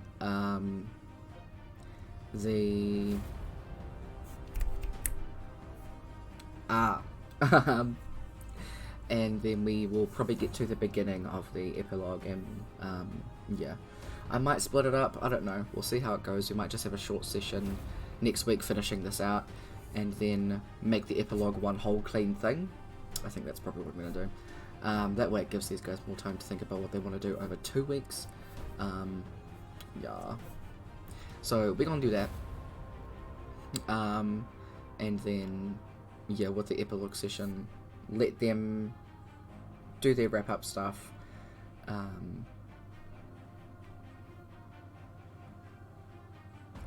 Yeah. Because I don't know how long that's going to take. I have a couple of NPCs that will have some wrap up stuff, but I don't think it'll actually take that long. So, first half might be of the epilogue session, the actual character stuff, and then after will be questions and or showing you the background stuff. Because the way that this campaign actually started was there were two groups. Finch and Raiden actually weren't part of this group in the beginning. They were a part of group 2. And Brooke and Ece were a part of group 1 with a couple of other people who had to drop out because of scheduling and stuff. It happens. It's the bane of D&D existence. And yeah, the group 2 stuff ended up breaking up.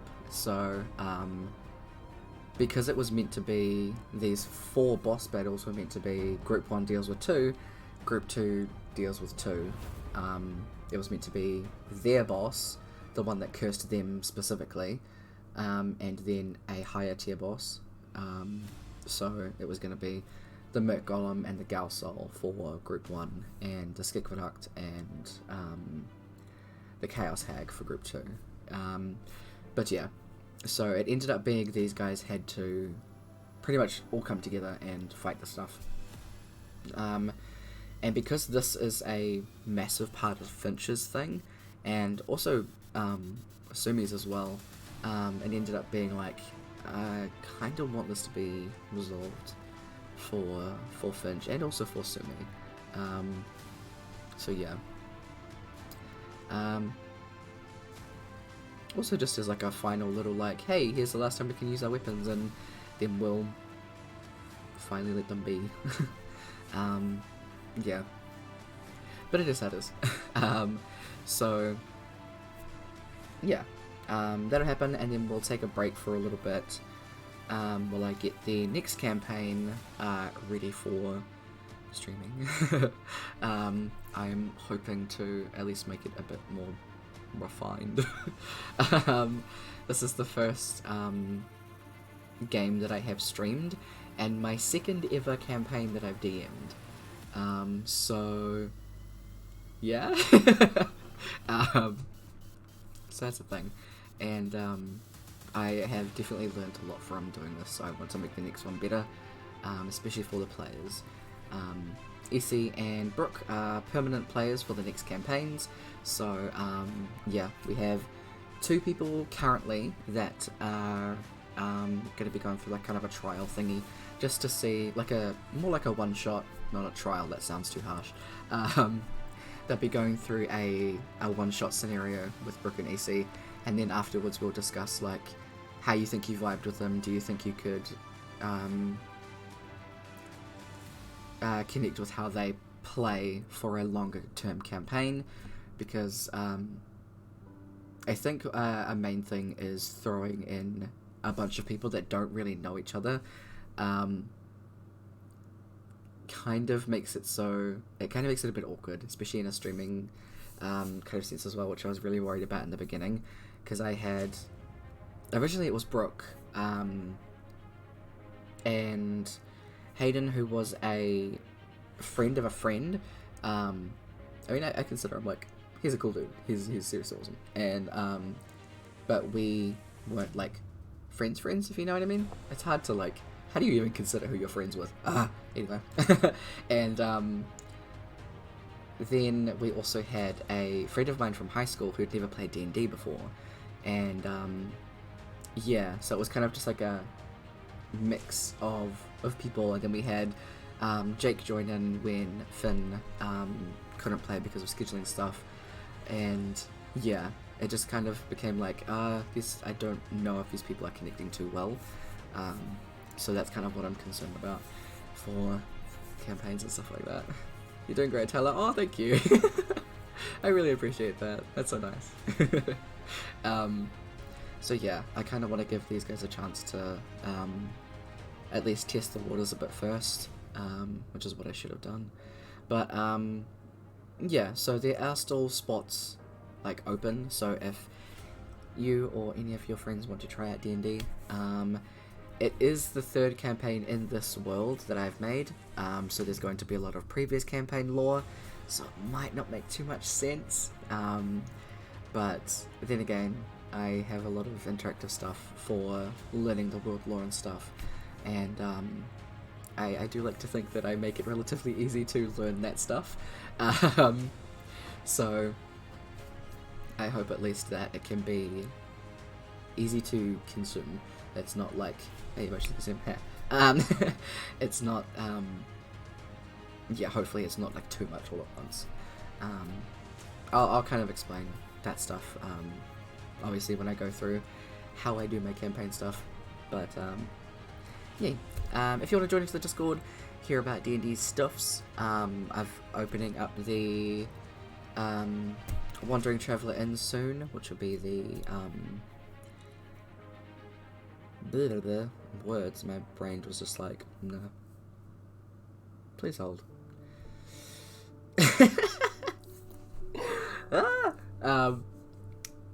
Wandering Traveller Inn, which is like an open one-shot thing, so I'm hoping that that'll be open pretty soon, because I said it was going to be last week, and I'm a fucking liar, so you're welcome. It is nearly done, I just want to work out the base monster stuff, and I guess flesh out the rules a little bit, so that I'm not too harsh, because especially with this campaign, the rules are quite harsh, so if that's saying anything, sorry. I paused Critical Role to listen to y'all if that tells you anything. Aw. Hells yeah. What episode are you up to? Tell me. I am 100% going back to watching Calamity. Whew. It was so hard to pause it. But yeah, so feel free to jump into the Discord for that. If you do want more lovely D&D content, as well as New Zealand content, I can properly do things this time. Whoa, don't post that. That's spoilers. I pressed Control C and was like, oh, what do you mean I copied that? If you want more indeed D&D content, please go check out these peeps. They are super awesome. How dare you tell me? Did I spell it wrong? How do you spell that wrong? Oh my god. 12 B's. Can I just not spell? Oh yeah. And it's cut off. Oh yeah. I'm gonna kill someone. And that person is myself. Goodbye. No. The stream just ends. No, I'm kidding. I'm gonna have to fix that. I have it set up for my gaming stuff, but I don't have it set up for my D&D stuff. Fuck. Anyway, I am serious though. Those peeps are seriously amazing. Super chill, super fun, and just like, they're so fucking nice, y'all.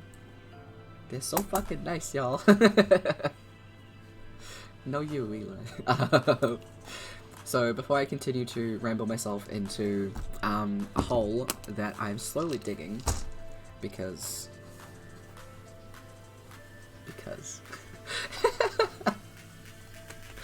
I'm just gonna go. Alright, I hope you guys have a great rest of your weekend.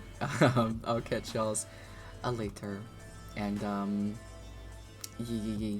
have goods.